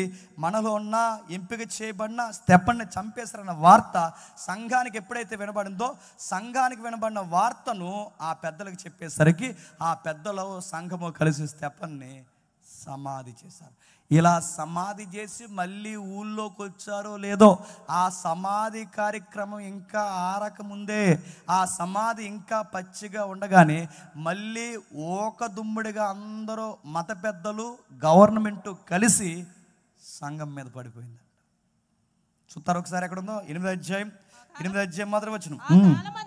ఆ కాలమందు యెరూషలేములోని సంఘమునకు గొప్ప హింస కలిగినందున అపోస్తులు తప్ప అందరూ యోదయ సమరయ దేశములంతా చెదిరిపోయి భక్తిగల మనుషులు స్టెఫనును సమాధి చేసి అతన్ని గూర్చి ఇంకా ఏడుస్తూ ఉండగానే సౌలు అనే ఒక వ్యక్తి ఇంటింటా చొచ్చి పురుషులను స్త్రీలను ఈడ్చుకొని పోయి చెరసాల్లో ఏంచి ఆయనను సంఘమును పాడు చేయడమే జీవిత లక్ష్యం అన్నట్టు తిరుగుతున్నాడంట ఆ పెద్ద మనిషి. మీకు అర్థమవుతుందా? సంఘంలో యాక్టివ్గా ఉన్న వాడిని రాళ్ళిచ్చి కూడా చంపేస్తున్నారు. సంఘం కాస్త యూనిటీగా కూర్చుంది అనుకుంటే ఇప్పుడు మతోన్మాదులు గవర్నమెంట్ కలిసి కూడా ఎవరి మీద యాక్షన్ తీసుకున్నారంట? సంఘం మీద. ఇందులో కొంతమందికి ఏదో అధికార పత్రాలు, కొత్త నోటిఫికేషన్లో కొత్త డిఎస్పీ గారు వచ్చినట్టు ఈయన డిఎస్పీ మాదిరి బిల్డప్ ఎత్తున్నాడు. ఎవరు? ఈ సౌలు. ఇంటింటా వచ్చి ఎప్పుడు గుర్తుపెట్టుకోండి, రూములోకి ఎస్ఐ గారు రాకూడదు, రూములోకి సిఏ గారు రాకూడదు. రూములో అఫెన్స్ జరిగితే రూములోకి వచ్చే అధికారం ఏ ఆఫీసర్ ఉంటుందో తెలుసా? డిఎస్పీకి ఉంటుంది. రూములో నేరం జరిగితే అందుకే రూముల్లోకి వెళ్ళి ఇంటింటా వచ్చి బయటికి లాగేస్తున్నాడు. ఈయన పెద్ద డిఎస్పీ అయిపోయాడు. ఎవరు? సౌలు గారు వెళ్ళి లాగేసి, ఇక స్త్రీలు పురుషులు లేడు, అందరిని బయటికి లాగేసి కొట్టి చంపేస్తున్నాడట. సంఘం ఈ దెబ్బకు ఒక నిర్ణయానికి వచ్చింది, బతుకుంటే చెప్పండి ఆకుంది పేరు, ఆకు తింది బతుకుదామని చెప్పి అందరూ తట్టా బుట్ట కడుపు చేత్తో పట్టుకుని ఎవరి కాళ్ళే చెల్ల చెదరు అయిపోయారు. బాగుందండి. మాట వినలేనప్పుడు ఇశ్రాయేలుని చెదరగొట్టాడు, ఇప్పుడు మాట వినలేనందుకు సంఘాన్ని చెదరగొట్టాడు. ఎప్పుడైతే సంఘాన్ని, ఆ పాయింట్ మర్చిపోకూడదు, సన్నటి తీగ, అది చదివితేనే మనకు అర్థమవుద్ది. ఎప్పుడైతే సంఘం చెదిరిపోయిందో, చెదిరిపోయిన వాళ్ళకున్న మంచి లక్షణం ఏంటంటే వీళ్ళు ఎక్కడికి పోయినా ఇన్ని రోజులు నేర్చుకున్నారే అపోస్తుల బోధ, సహవాసం, రొట్టె విరుచుట, ప్రార్థన చేయుట, ఈ నేర్చుకున్నది వీళ్ళు ఎక్కడికి పోయినా ఏ పని చేసుకున్నా సాయంత్రం వచ్చే సమయానికి చిన్న గృహ కూడుకులు పెట్టుకునేవారట. అర్థమైనట్టే ఉందని నాకు అర్థమైంది. చిన్న గృహకుడు పెట్టుకున్నారు. ఈ గృహకుడుకులు రహస్యంగా పెట్టుకున్నారు. ఎందుకంటే పబ్లిక్లో పెడితే వీళ్ళు ఏం చేస్తున్నారు? మీదడిపోతున్నారు కదా వీళ్ళందరూ వచ్చి. అందుకే రహస్య కొడుకులు పెట్టుకున్నారట. స్టెఫను విషయంలో ఇప్పుడు చదవండి 11-19 స్టెఫను విషయంలో కలిగిన శ్రమను బట్టి చెదిరిపోయిన వారు, అటు స్టెఫను ఇటు సంఘానికి కలిగిన శ్రమను బట్టి చెదిరిపోయిన వారు యూదులకు తప్ప మరి ఎవరికి నీ వాక్యము బోధింపక చిన్న చిన్న కూడికలు పెట్టుకోండి. బ్రదర్ మీకు పాత నిబంధన తెలుసా? మీరు జూయిస్ కదా, రండి చిన్న మీటింగ్ పెట్టుకుందని చెప్పి అలా చిన్న చిన్న మీటింగ్ పెట్టుకుని చిన్న చిన్న గృహ కూడికలు పెట్టుకుంటున్నారట. ఈ పెట్టుకుంటున్నప్పుడు యూదులు పాత నిబంధన ఎదిగిన వారు ఈ ప్రార్థన పెట్టుకుంటుంటే ఆ ప్రార్థనలో ఎక్కువగా ఏం మాట్లాడుకుంటారంటే ఆ పాత నిబంధన రెఫరెన్స్ నుంచి ఒకరిని కోట్ చేస్తారు. ఆ పాత నిబంధన లేఖనాల నుంచి ఒకరిని చూపిస్తారు. ఏం చూపిస్తారు? ఆ పాత నిబంధన లేఖనాల నుంచి ఎవరిని చూపిస్తారంటే ప్రభు అయిన యేసుక్రీస్తు వారిని చూపించి, మనం ఎదురు చూస్తున్న మెస్సయ్య ఎవరో కాదు, మనం ఎదురు చూస్తున్న క్రీస్తు ఎవరో కాదు, నజరేతులో పుట్టిన యేసే క్రీస్తు. ఇది కన్ఫర్మ్. ఇదిగో దీనికి లేఖనం సపోర్ట్ చేస్తుంది చూడండి. ఇదిగో మోసే చెప్పింది దీని కొరకే, యెషయా చెప్పింది దీని కొరకే, యెర్మీయా చెప్పింది దీని కొరకే, ప్రవక్తలు చెప్పింది దీని కొరకే, సమూయేలు ఎదురు చూసింది దీని కొరకే, అబ్రహాం ఎదురు చూసింది దీని కొరకే అని ఇలా ప్రూవ్ చేస్తున్నప్పుడు పబ్లిక్లో విశ్వాసం పెరిగిందంట. ఇలా మాట్లాడుతుండగా ఈ చుట్టుపక్కల పనులోకి వెళ్తారుగా, ఏదో ఒక చిన్న పనో పెద్ద పనో, ఇదేదో ప్రేయర్ జరుగుతుందంటే ఏంటని అలా మెల్లగా వచ్చి ఆడు కూర్చున్నప్పుడు, ఆ మెల్లగా వచ్చి అలా వాక్యం వింటున్నప్పుడు వాళ్ళ మనసులు కూడా క్రీస్తు వైపు తిరుగుతున్నాయంట. ఇప్పటివరకు యూదులు ఉన్నారు. యూదులు ఇప్పుడు ఎవరు వస్తున్నారంటే ఫెనీకే, కుప్రా, అంతియోకియా ప్రదేశముల వరకు సంచరించి కుప్రేనీయులు కొందరును కురేనీయులు కొందరును వారిలో ఉండి వీరి అంతియోకియాకు వచ్చి గ్రీసు దేశపు వారితో మాట్లాడుచు ప్రభు అయిన యేసుక్రీస్తుని గుర్చిన సువార్తను వారికి ప్రకటించరు. అంటే ఇప్పుడు ఎలా వాక్యం అందుతుంది చూడండి. అక్కడ చెదిరిపోయిన వారు కుదురుగా ఉండకుండా వాళ్ళు ఏం చేస్తున్నారంటే నేర్చుకున్న 4 ముక్కలు తన చుట్టూ ఉన్న వాళ్ళకి చెబుతున్నారు. పాస్టర్ గారు వారమంతా బైబిల్తో కుస్తీబడి శనివారం అంతా ఆయన ఫైట్ చేసి ఆ ప్రసంగాన్ని పులిపేట మీద బోధిస్తే ఆ అందుకున్న ప్రసంగాన్ని బయటికి పోయి చెప్పాల్సిన బాధ్యత ఎవరిది? చెప్పండి. మీరు సంతూరు మమ్మీలా చూడకండి, చెప్పండి. మీదే. ఇక్కడ వాక్యం చెప్తే ప్రసంగాన్ని బయటికి పోయి చెప్పాల్సిన బాధ్యత ఎవరిది? మీది. మీరు చెబుతారా? చెప్పరు. ఇక్కడికి వచ్చి ఏం చేస్తారు? ఫ్యాన్ ఎక్కడ ఉంది, బెంచ్ ఎక్కడ ఉంది, కుర్చీ ఎక్కడ ఉంది, గోడ ఎక్కడ ఉంది, ఇలాంటివన్నీ చూసి ఇక్కడ ముచ్చట్లు మాట్లాడుకుని చిన్నంచు ఎక్కడ కొన్నావు అని అడిగారట. ఆడు సెంటు ఎంత పడుతుంది అక్కడ, ఇలా చెత్త ముచ్చట్లు అని. మరి వాక్యం ఆడు చెప్తుంటే బయటికి వెళ్ళి ఏం చెప్పరు. ఇక్కడికి వచ్చి మాట్లాడుకునేది ఇదే రాజకీయం మాట్లాడుకుంటారు, బయటికి వెళ్ళి కూడా అదే రాజకీయం. అందుకే సంఘాలు ఎందుకు విస్తరించట్లేదు చెప్పినా, పులిపేట మీద చెప్పిన వాక్యము పులిపేట ముందే వదిలేసి వెళ్ళిపోతుంది సంఘం. కానీ ఆ రోజు సంఘం అలా చేయలేదు. కష్టమో నష్టమో వాళ్ళకి ఎంత భయం వేసినా పట్టు చేతితో పట్టుకుని పోయినా వాళ్ళు బయటికి పోయి వాళ్ళు చేస్తున్న పని ఏంటో తెలుసా? వాక్యం విన్న వాక్యాన్ని అందరికీ చెప్పండి చెబుతున్నారు. విన్న వాక్యాన్ని అందరికీ ఎప్పుడైతే చెబుతున్నారో వీళ్ళ వాక్యాన్ని ఇలా చెబుతూ ఉండగా ఇరుగు పొరుగు వారు కూర్చుంటున్నారు, వింటున్నారు. ఇలా చెబుతూ ఉండగా ప్రభు హస్తం వారికి తోడై ఉండను కనుక నమ్మిన వారు అనేకులు. 2 3 అయ్యారు, 3 4 అయ్యారు, 4 5 అయ్యారు. 1 by 1 పెరుగుతున్నారు. 10 20 30 40 50 60 100 మంది పెరిగిపోయారు. సడన్గా చిన్న కూటమిగా మారిన ఈ చిన్న గుంపు ఒక పెద్ద గుంపుగా మారిపోయిందంట. ఈ వార్త అపోస్తులకి వినబడింది. అక్కడ ఉన్నారుగా వాళ్ళ 12 మంది అక్కడ ఉన్నారు, మిగిలిన వాళ్ళు చెదిరిపోయారు. కానీ వాళ్ళు ఎక్కడున్నారు? యెరూషలేములో ఉన్నారు. ఆ 12 మందికి ఎప్పుడైతే వినబడిందో, అయ్యా అక్కడ పెద్ద గుంపు కూడుకుంటున్నారు, వారిని కూర్చున్న వార్త మీకు చెబుతున్నాము. సంఘము చాలా విస్తరించింది. అంతియోకియాలో పెద్ద గుంపు ప్రార్థన కూర్చుంటున్నారు. అయితే ఒక ప్రాబ్లం ఉంది. అక్కడ కాపరి గారు లేరు. అక్కడ అందరూ కాపర్లే. అక్కడ కాపర్ లేడు సార్. మరి ఏం చేస్తారంటే అందరూ గుంపుగా కూర్చుంటారు, 4 మాటలు మాట్లాడుకుంటున్నారు, వాళ్ళకి తెలిసిన పరిధిలో నడుచుకుంటారు. అయితే నాయకుడు లేని సంఘం తండ్రి లేని కుటుంబంతో సమానం. నాయకులు లేని సంఘం ఎలా ఉంటుందో, తండ్రి లేని కుటుంబం ఎలా ఉంటుందో, నాయకులు లేని సంఘం కూడా అలాగే ఉంటుంది. అందుకే మీరు చూడండి, తండ్రి ఉన్న పిల్లలు ఒకలా పెరుగుతారు, తల్లి ఉన్న పిల్లలు ఒకలా పెరుగుతారు. మీకు అదే గుర్తు. తల్లి తండ్రి నీడన పెరిగిన పిల్లలు ఒకలా పెరుగుతారు. ఇద్దరిలో ఎవరు లేకపోయినా ఆ పిల్లలు ఎదుగుదల చాలా తేడాగా ఉంటుంది. మీకు అదే గుర్తు. మీరు చూడండి ఎక్కడైనా. అందుకే ఆ కాపర్ లేడు. ఎప్పుడైతే ఆ కాపర్ లేడో, తండ్రి లేని సంఘం లాగా సంఘాన్ని ఉంటే అపోస్తులు చెప్పారు, అయ్యా ఇలా ఉంది ప్రాబ్లం అంటే అప్పుడు వాళ్ళు నిర్ణయించుకున్నారట, ఎవరిని పంపుదాం, యోహాన్నా వద్దు, స్తంభంలా ఉండాలి. ఎందుకంటే ఇప్పుడు ఎంత ప్రాబ్లం వచ్చినప్పుడు చాలామంది సంఘం ఈ యెరూషలేమును వదిలి వెళ్ళిపోయారు. ఇప్పుడు 12 మంది కూడా కదిలితే ఇంకా మొత్తానికి సంఘం ఏమవుద్ది చెప్పండి? అక్కడ మూసేస్తారు, సెటర్ వేసేస్తారు. అందుకే సావో రేవో చచ్చిపోని ఇక్కడ చచ్చిపోతాం తప్ప ఇక్కడి నుంచి కదలకూడదని నిర్ణయించుకున్నారు. కనుకే 12 మంది అక్కడ ఉండిపోయారు. అప్పుడు వాళ్ళు నిర్ణయం తీసుకుని ఎవరిని పంపుదాం, మనం 12 మందిలో ఎవరు వద్దు కానీ ఎవరిని పంపుదాం అంటే మనలాగే ఆవేశము, మనలాగే ఆత్మ తీవ్రత, మనలాగే భారము, మనలాగే దాతృత్వము, మనలాగే దేవుడు క్రీస్తు అంటే పిచ్చున్న మనిషి ఎవడున్నాడు, ఒక్కడిని కూడా పోగొట్టుకోకుండా అందరినీ సంపాదించుకునే, అందరి బాధలు నా బాధలు అనుకునే మంచి మనసు ఉన్నవాడు ఎక్కడున్నాడని అలా ఎతికి చూసినప్పుడు బర్నబా అనే వ్యక్తి కనబడ్డాడు. ఎవరట? బర్నబా. ఎవరి బర్నబా? భూస్వామి. ఎవరా బర్నబా? అప్పటికే ఎకరాలు రాసిచ్చాడు. ఎవరికి? సంఘానికి. అంత ఎకరాలు రాసిచ్చినా ఇంక రేపు నుంచి నేను ప్రార్థనకు రాను కానీ నా కోసం ప్రార్థన చేయండి అనలేదు ఆయన. మనం సంఘానికి ఏమైనా ఇస్తే 70 సార్లు చెప్పాలి. చెప్పకపోతే ఇంక వచ్చే సంవత్సరం ఇంకేమో. మనం ఫ్యాన్ ఇస్తే ఫ్యాన్ మీద రెక్కల మీద మన పేరు ఉండాలి. మైక్ ఇస్తే మైక్ మీద మన పేరు ఉండాలి. లేదా మైక్ ఎలా పనిచేస్తుంది నేను చూస్తూ ఉంటాం. బర్నబా అంతిచ్చినా గుర్తుపెట్టుకోండి, బర్నబా అంతిచ్చినా ఎక్కడ ఫేమ్ నేమ్ కోరుకోడు ఆయన. ఆయనకి వాక్యం కావాలి. వాక్యం కొరకు ఆ భూమిని ఇచ్చాడు. ఆ భూమిని ఎప్పుడైతే ఇచ్చాడో ఆయన దాతృత్వం తెలుసు, ఆయన మనసు ఏంటో తెలుసా, అందరినీ ఆదరిస్తాడు. అందుకే ఆయన పరిశుద్ధాత్ముడి చేత ఆయనకి పెట్టబడిన పేరేంటో తెలుసా, ఆదరణ పుత్రుడు. ఎవరు? ఈ పదం ఎవరికి చెప్పినా, ఆదరణకర్త అనే పదం ఎవరిది? పరిశుద్ధాత్ముడిది. ఆదరణకర్త అనే పదం పరిశుద్ధాత్ముడిది అయితే అదే పదం పొందుకున్నవాడు ఎవరు చెప్పండి? చిన్నోడు అంటారా గొప్పోడు అంటారా చెప్పండి? చాలా గొప్పోడు. అందరి బాధలు నా బాధలు అనుకుంటాడు, అన్నీ మీద వేసుకుంటాడు, అందరినీ సంపాదించుకుంటాడు. కొన్నిసార్లు ఇతనికి ఈ పిచ్చేంటి అని చెప్పి అందరి చేత తిట్లు కూడా తింటాడు, కొంతమందిని దూరం చేసుకుంటాడు. అలాంటి మంచి మనసున్న వ్యక్తి చెప్పండి బర్నబా.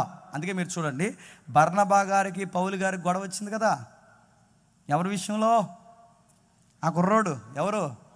మార్కు సువార్త రాశాడు కదా, మార్కు సువార్త. ఆ మార్కు సువార్త రాసిన కుర్రోడు వల్లే ఈ పెద్ద బర్నబా గారికి పౌలు గారికి గొడవ వస్తుంది. పౌలు గారు ఎలా అంటాడంటే మళ్ళా అంటాడు. ఆయన ఏమంటాడంటే, మధ్యలో వర్క్ మానేసి ఇంటికి పోయి మళ్ళీ పరిచర్యకు వస్తాను ఇలా అంటాడు. అటు ఇటు తిరిగేవాడు. నాకు వద్దంటాడు. ఈ మనిషికి ముక్కు మీద కోపం ఎక్కువ. ఎవరికి? పౌలు గారికి. వద్దంటే వద్దు, ఆడుండడానికి వీల్లేదు. బర్నబా గారి మనసు ఏంటంటే, వద్దని అనకూడదు, అందరినీ మనం స్వీకరించాలి, అందరూ మనం తిప్పుకొని ఈయన ఏంది రైటే ఆయనది రైటే. మధ్యలో మనం ఏం చేయాలంటే ముక్కు మీద నోటి మీద ముక్కు మీద చేయి, నోరు మూసురు కూడా మంచిది. ఈ రోజుల్లో కనుక బర్నబా గారు పౌలు గారు అక్కడ దెబ్బలాట పెట్టుకుంటే మధ్యలో జడ్జిలు ఎవరో చెప్పినా మనం తీర్పిచ్చేస్తాం, మీదే తప్పండి పౌలు గారు అంటాం. బైబిల్ సైలెంట్ చేసినారు, గుర్తుపెట్టుకోండి. కొంతమందికి పెద్దోళ్ళు గొడవలు అయినప్పుడు తోకలు కుదురుగా ఉండాలి, మధ్యలో దూరకూడదు. పౌలు గారికి బర్నబా గారు గొడవ అయినప్పుడు ఇద్దరిదే రైటే. ఆయన ఎలాంటాడంటే, దేవుడి పనికి ఇంపార్టెంట్ ఏమన్నాడు, మళ్ళీ ఎందుకు అని ఈయన పాయింట్ రైటు. ఈయన ఎలాంటాడంటే, ఎర్లీ స్టేజ్లో ఉన్నారుగా, ఇస్తారులే నేర్చుకుంటారు అని ఈయన పాయింట్. ఈయనేమి ఎవరిని వదులుకోడు, ఈయన పని వస్తే ఎవడపోయినా పర్లేదు అంటాడు. ఇద్దరిదే రైటే. అందుకే వాళ్ళిద్దరూ కామెంట్ చేసుకున్నప్పుడు బర్నబా మైండ్ మీరు గమనించండి, ఎవరిని వదులుకోడు. అందుకే మార్కుని మళ్ళీ అంట పెట్టుకుని వచ్చాడు. ఇలాంటి మనసున్న వాడిని అపోస్తులు పంపించారు కనుక ఆయన వచ్చి ఏం చేస్తున్నాడు చూడండి. అతడు వచ్చి దేవుని కృపను చూసి సంతోషించి ప్రభుని స్థిర హృదయంతో అత్తుకొన వాళ్ళని అందరినీ హెచ్చరించాడు. వచ్చినోడు ఏం ప్రసంగం చేస్తున్నాడు చెప్పండి? ఏం ప్రసంగం చేస్తున్నాడు? బ్లెస్సింగ్ బ్లెస్సింగ్ బ్లెస్సింగ్ బ్లెస్సింగ్ అంటున్నాడు అందరికీ. చెప్పండి, పరిశుద్ధాత్మతో నిండుకున్న ఆయన చేస్తున్న ప్రసంగం ఏంటి? మీకు ఇల్లు లేదా? నజరేయుడైన యేసు నామమున మీకు వచ్చును గాక అనలేదు. అనారోగ్య సమస్యతో బాధపడుతున్నావా? లే, ఎర్రసొన్ని వేసుకుని వచ్చాగా పైకి రా అనలేదు. యేసు నామమున ఆజ్ఞాపిస్తున్నాను, ఈ రోగమును ఈ రోజే పట్టుమని మాయమైపోను గాక ఫట్ అండో. ఇవి నమ్ముతున్నారు ఈ మధ్య, ఎక్కువైపోయినాయి. మళ్ళీ నడుగుతున్నాను, ఇలాంటివి చేయలేదు. ఆయన ఏం చేశాడు? ఆయన వచ్చి గొప్ప హెచ్చరిక వాక్యాన్ని చెప్పాడంట. పరిశుద్ధాత్ముడు ఉంటే అలానే ఉంటుంది క్రియ. ఆయన వచ్చి గట్టిగా హెచ్చరించాడు. ఎందుకు హెచ్చరించాడు? స్థిర హృదయంతో హత్తుకోనాలి అంటున్నాడంటే, స్థిరంగా ఉండరు. ఎందుకు ఉండరు? వీళ్ళ కన్వర్టెడ్ క్రిస్టియన్స్. ఎవరు? ఫెనేకే, కొప్రా, కురేనియా, అంతియోకియా, గ్రీక్స్ ఎవరైతే ఉన్నారో వీళ్ళ కన్వర్ట్ అయిన యూదులు కాదు వీళ్ళు. వీళ్ళ కన్వర్ట్ అయిన క్రిస్టియన్స్ కనుక, కన్వర్ట్ అయిన వారికి అతిపెద్ద ప్రమాదం ఏంటి చెప్పినా, కన్వర్ట్ అవుతారు కానీ ఇంకా అవి మరిసిపోరు. అవి ఉంటాయిగా, అవి మూలాలు, అవి జస్ట్ మారుస్తారు ఇక్కడ అంతే. ఎలా మారుస్తారో మీకు ఉదాహరణ చెప్తాను వినండి. ఎలా మారుస్తారంటే, వాళ్ళ బయట వాళ్ళు కొత్త ఇల్లు ఓపెన్ చేసుకున్నారు అనుకోండి. బయట వారు కొత్తగా హౌస్ ఓపెన్ చేసుకున్నప్పుడు వాళ్ళ హౌస్లో అంతా మంచిగా జరగాలని ఆ రిబ్బన్ కటింగ్కి దాన్ని తీసుకొస్తారు. ఆవుని దాన్ని తీసుకొస్తారు లోపలికి. దాన్ని అలా తీసుకొచ్చి అక్కడో రౌండ్, అక్కడో రౌండ్, అక్కడ రౌండ్ రౌండ్ రౌండ్ అవన్నీ వేస్తే అంత మంచి జరుగుద్ది. అది వాళ్ళ నమ్మకం, వాళ్ళ ఫిలాసఫీ, అది వాళ్ళ నమ్మకం. కానీ ఇందులోకి మారిన వాళ్ళు కొంతమంది ఏం చేస్తున్నారంటే, వాళ్ళందరూ కొత్త ఇంట్లోకి తీసుకొచ్చి ఆవుని తిప్పారు. మనోళ్ళందరూ కొత్త ఇంట్లో ఎవరిని తిప్పుతున్నారు చెప్పండి? ఎవరు చెప్పారు? పాస్టర్ గారిని తిప్పుతున్నారు. ఆవు ప్లేస్లో ఎవరిని నెట్టారు చెప్పండి? Same philosophy. అక్కడేమో ఆవుని తిప్పుతారు చెప్పండి. ఎక్కడిది కాపీ? అది వాళ్ళ నమ్మకం, వదిలేయండి. మనోళ్ళు ఇలాంటివి చేస్తారా చేయరు. ఇక్కడ నిలబెట్టి అందరు మొలలు మెడలు చెక్ చేస్తే చాలామందికి లైసెన్సులు ఉంటాయి. లైసెన్సులు తాయితులు ఉంటారే. మీరు ప్రేయర్స్కి వెళ్తారు, మీరు చర్చ్కి వెళ్తారు, మీరు క్రీస్తుని నమ్ముతారు, ఇంకేలాంటివి నమ్ముతారంటే నమ్ముతారు. మళ్ళీ దరిద్రపు స్లోగన్ ఏంటి చెప్పినా, దేవుడికి పెట్టే దేవుడికి పెట్టాలి, దయ్య నీ బొంద ఎట్టాలి, ముందు నేను పెట్టాలి, నేను ఎలాంటి అని చెప్తున్నాను. దేవుడు పెట్టాలి, దయ్యాన్ని దయ్యాన్ని పెట్టండి. అందుకు చూడండి, పాస్టర్ గారితో ప్రార్థన ఏం చేస్తారట, బేబనయంతో ముహూర్తం పెట్టి చేస్తారు. ఎవర్రా బాబు మీరు? పాస్టర్ గారితో ప్రార్థన చేయించి బేబనాయంతో ముహూర్తం పెట్టా. ఆ మధ్యకాలం అయినా సంఘ పెద్ద పాస్టర్ గారు కలిసి చర్చి కడుతున్నారంట. చర్చి ఎలా కట్టాలో బేబనాయన్ దగ్గరికి వెళ్ళారంట. బాధాకరమైన విషయం చెప్పిన, మా ఊర్లో భోగమంట ప్రార్థన చేసి వేశారు. ఏటని అడగండి. ఇంకా ఇలాంటివన్నీ జరగకుండా ఉండాలంటే బర్నబా ఆ రోజు ఏం చేసి చెప్పండి, స్థిర హృదయంతో ఉండాలని అందరినీ గట్టిగా ఉంటే ఇటు ఉండండి, లేదా అటు పండి. అటో కడుగు ఇటో కడిగేసినట్టు తాట తీస్తాడు దేవుడు ఏమనుకుంటారు. పూర్తిగా దేవుడు నమ్మండి, లేదా పూర్తిగా నమ్మకాలు నమ్మండి. వాస్తు గీస్తూ అది ఇది మంచి చెడు సమయాలు శకనాలు ఇవన్నీ చూడటం మానేయండి. ఈ దేవుడిని నమ్మాలి, ఈ దేవుడిని ఉండండి. ఈయన సార్వత్రిక దేవుడు అని చెప్పి అందరు దేవుళ్ళలో కలిపేయకండి. ఉంటే ఈ దేవుడు, పోతే అటుపండి. గట్టిగా హెచ్చరించాడు. చాలామంది ఏమన్నారంటే, అలా డైరెక్ట్గా చెప్పేస్తే రేపటి నుంచి రారండి అంటారు. కొంతమంది నాకు ఏదికి ఎక్కే ముందు సలహాలు ఇస్తారనమాట. మరి హార్డ్గా చెప్పేకండి అంటారు. హార్డ్గా చెప్పకపోతే మనకు చెప్పినట్టు ఉండదు. అదో ఆత్మ ప్రేరేపణ, అదో వరం. కొంతమంది అంటారు మరి అంత డైరెక్ట్గా డెలిబరేట్గా మాట్లాడేస్తే సంఘం తగ్గిపోస్తారంటే, ఇక్కడ చూడండి, స్థిర హృదయంతో అత్తుకున్న వాళ్ళని అందరిని హెచ్చరిస్తే ఆయన వచ్చాక సంఘం పెరిగిందా తగ్గిందా? కింద చూడండి. అతడు పరిశుద్ధాత్మతో విశ్వాసంతో నిండుకున్న సత్పురుషుడు, బహుజనులు ప్రభు పక్షమున చేరారు. ఇప్పుడు ఆయన వచ్చి ఇంత గొప్ప ప్రసంగం చెప్పాక పబ్లిక్ పెరిగారా తగ్గారా? మన తింగరతనం ఏంటి చెప్పినా, హెచ్చరిస్తే మానేస్తారనుకుంటున్నాం. మానరు, చెప్పండి. పెరుగుతారు, ఖచ్చితంగా ఉంటారండి. అక్కడ గట్టిగా వాక్యం చెప్తారండి. అక్కడ స్థిర హృదయంతో దేవుని పట్టుకుంటారని ఖచ్చితమైన ఈ రుజువులు ఎప్పుడైతే ఇస్తామో సంఘం పెరుగుద్ది. ఏమి అనకుండా నువ్వు ఎక్కడికి పోయినా పర్లేదు, నువ్వు ఎలాగున్నా పర్లేదు, మరి మర్చిపోకు అనకూడదు. గుర్తుపెట్టుకోండి, చెప్పాలి. నీ కానుక ఎవరికి కావాలి, ముందు నువ్వు కావాలని చెప్పాలి. ఓ దొంగతనానికి వెళ్తూ అన్నాడట, పాస్టర్ గారు ప్రార్థన చేయండి, మరి దొంగతనానికి వెళ్తున్నాను, జాక్ పాట్ తగలాలని ప్రార్థన చేయండి అన్నాడు. జాక్ పాట్ తగలాలని ప్రార్థన చేయాలంటే పాస్టర్ గారు ప్రార్థన చేసి, ప్రభువా ఈ కుమారుడికి జాక్ పాట్ తగిలేలాగా దీవించి ప్రభు అన్నాడట. ఆ ప్రార్థన అయిపోయి కుమారుడు తగలట, 10వ వంతు మర్చిపోకే అన్నాడంట. లేవు ఇలాంటివి సంఘాలు. అందుకే చూడండి, హెచ్చరించాలి, గట్టిగా చెప్పాలి. ఆయన చెప్తున్నప్పుడు ఈయన వచ్చిన తర్వాత సంఘం ఇంకా పెరిగిపోయాట. గొప్ప నాయకుడికి ఉన్న లక్షణం ఏంటి చెప్పినా, గొప్ప నాయకుడికి ఎవరికైనా ఏదన్నా మనం అప్పగిస్తే పబ్లిక్ పెరగాలి, తగ్గిపోకూడదు. వాడు వచ్చాక పెరగకుండా తగ్గుతానంటే వాడు అన్ఫిట్. గుర్తుపెట్టుకోండి. చాలామందికి ఏదైనా బాధ్యత అప్పగిస్తే ఈ కుమ్మరిపురుగుల దగ్గర అందరిని చెడగొడతాడు. ఎవరికైనా బాధ్యత ఇస్తే పెరగాలి, నిన్ను బట్టి జనం పెరగాలి. కానీ నిన్ను బట్టి తగ్గుతున్నారంటే నీలో ఏదో చెప్పండి నాయకత్వ లక్షణాలు తేడాగా ఉన్నాయి. అందుకే ఆయన వచ్చిన తర్వాత సంఘం పెరిగిపోయారట. ఇంకా పెరిగారు. అప్పుడు బర్నబా గారికి అనిపించిందంట, ఇప్పుడు మేధావులు గ్రీకులు ఉన్నారు. గ్రీకులు అంటే చిన్నోళ్ళ, అరిస్టాటిల్ కానీ, ప్లేటో కానీ, సోక్రటిస్ కానీ, ఈ గొప్ప టాల్మీ కానీ, ఇలాంటి వాళ్ళు అందరూ పుట్టింది ఎక్కడ చెప్పండి, ఆ గ్రీకులే. ఆ మేధావులు ఆ రోజుల్లోనే అణువుల కొరకు మాట్లాడారు, ఆ రోజుల్లోనే కాస్మాలజీ మాట్లాడారు, ఆ రోజుల్లోనే గొప్ప సైన్స్ మాట్లాడారు. అలాంటి మేధావులకి సువార్త చెప్పాలి అంటే బర్నబా గారికి ఒక విషయం స్ట్రైక్ అయిందంట. ఇలాంటి మేధావులకు చెప్పాలంటే నేనుంటే సరిపోదు, ఇప్పుడు ఈ ప్లేస్లో సరైనడు ఒకడు ఉండాలి. ఆ సరైనడు పేరు చెప్పండి, పౌలు. నేను కాదు ఇప్పుడు చెప్పాల్సింది, పబ్లిక్ ఇంకా వాక్యాన్ని పట్టుకోవాలంటే ఆ మనిషి ఉండాలి. ఆ మనిషి చెబితే బాగుంటుందని సమయాన్ని ఎవరి చేతుల్లో పెట్టాడంట? పౌలు ఎత్తుక్కుంటూ వెళ్ళి, క్షమించండి, బర్నబా ఎత్తుక్కుంటూ వెళ్ళి పౌలు గారిని తోడుకుని వచ్చి, సౌలా సహోదరుడా, ఓ గొప్ప యజ్ఞం జరగబోతుంది అన్యుల ప్రాంతంలో, రా, మనం అందరం కలిసి సువార్తలో ఇంకా సంఘాన్ని స్థిరపరుద్దాం రా అని బర్నబా పౌలు గారిని బలవంతంగా తీసుకొచ్చాడట. ఎందుకు బలవంతంగా తీసుకొచ్చాడు? అప్పటికి సంఘము పౌలు గారిని నమ్మట్లేదు. ఎందుకంటే ఆ బావుగారు చేసిన కార్యక్రమాలు మామూలు కార్యక్రమాలా? ఆయన లాగేశాడు, ఆయన కొట్టాడు, ఆయన చంపాడు. ఇప్పుడు సడన్గా నాకు ప్రభు మార్గం మధ్యలో కనపడ్డా నేను మారిపోయినట్టు నమ్ముతారా? ఏం స్కెచ్ చేసుకొచ్చాడో. ఇలా డౌట్స్ అన్నీ ఉన్నాయి. చూస్తున్నారు కానీ డౌట్. ఇలాంటి ఆయన ఇప్పుడు మారాడు అనగానే ఎక్కడో డౌట్. అందుకే ఆయనకి బహుశా ఆ ప్రేమ దొరకలేదేమో, నమ్మలేదేమో. సొంతూరికి మళ్ళీ తార్సుకు వెళ్ళిపోతే ఆ తార్సుకు వెళ్ళి మరీ ఎత్తుక్కుని తీసుకొచ్చిన వ్యక్తి ఎవరు చెప్పండి? బర్నబాకుండే గొప్ప క్వాలిటీస్ అని చెప్పిన, ఎవరు వెళ్ళిపోయినా మళ్ళీ తీసుకొస్తాడు. బర్నబా మనలాగా కాదు. ఇల్లాడు ఎత్తుక్కుంటూ తీసుకొచ్చాడు. బ్రదర్, మీకు విషయం చెప్పాలి, మీరైతే కరెక్ట్గా ఈ ప్రసంగం చెప్తారు. ఎందుకంటే పబ్లిక్ పెరిగారు, విద్య నెరిగిన జ్ఞానులు ఎక్కువ మంది ఉన్నారు. మీరు రండి, వీళ్ళకి వాక్యం చెప్తే కానీ రండి అని ఎప్పుడైతే తీసుకొచ్చాడో, ఆ తీసుకొచ్చిన తర్వాత ఆయన చెబుతున్న వాక్యానికి పబ్లిక్ ఇంకా పెరిగిపోయారట. ఈయన ఇద్దరు మేధావులు కలిసి ఏడాది వాక్యాన్ని ప్రకటిస్తే బహుజనులకు వాక్యం బోధించిన తర్వాత మొట్టమొదటి అంత్యోక్యలోని శిష్యులు క్రైస్తవులు అనబడ్డారట. ఇప్పుడు బాగానండి, ఫస్ట్ టైం హిస్టరీలో క్రిస్టియన్స్ అనే సౌండ్ ఎక్కడొచ్చింది తెలుసా? అంత్యోకియలో వచ్చింది. ఆ రివైవల్కి కారణం ఎవరు తెలుసా?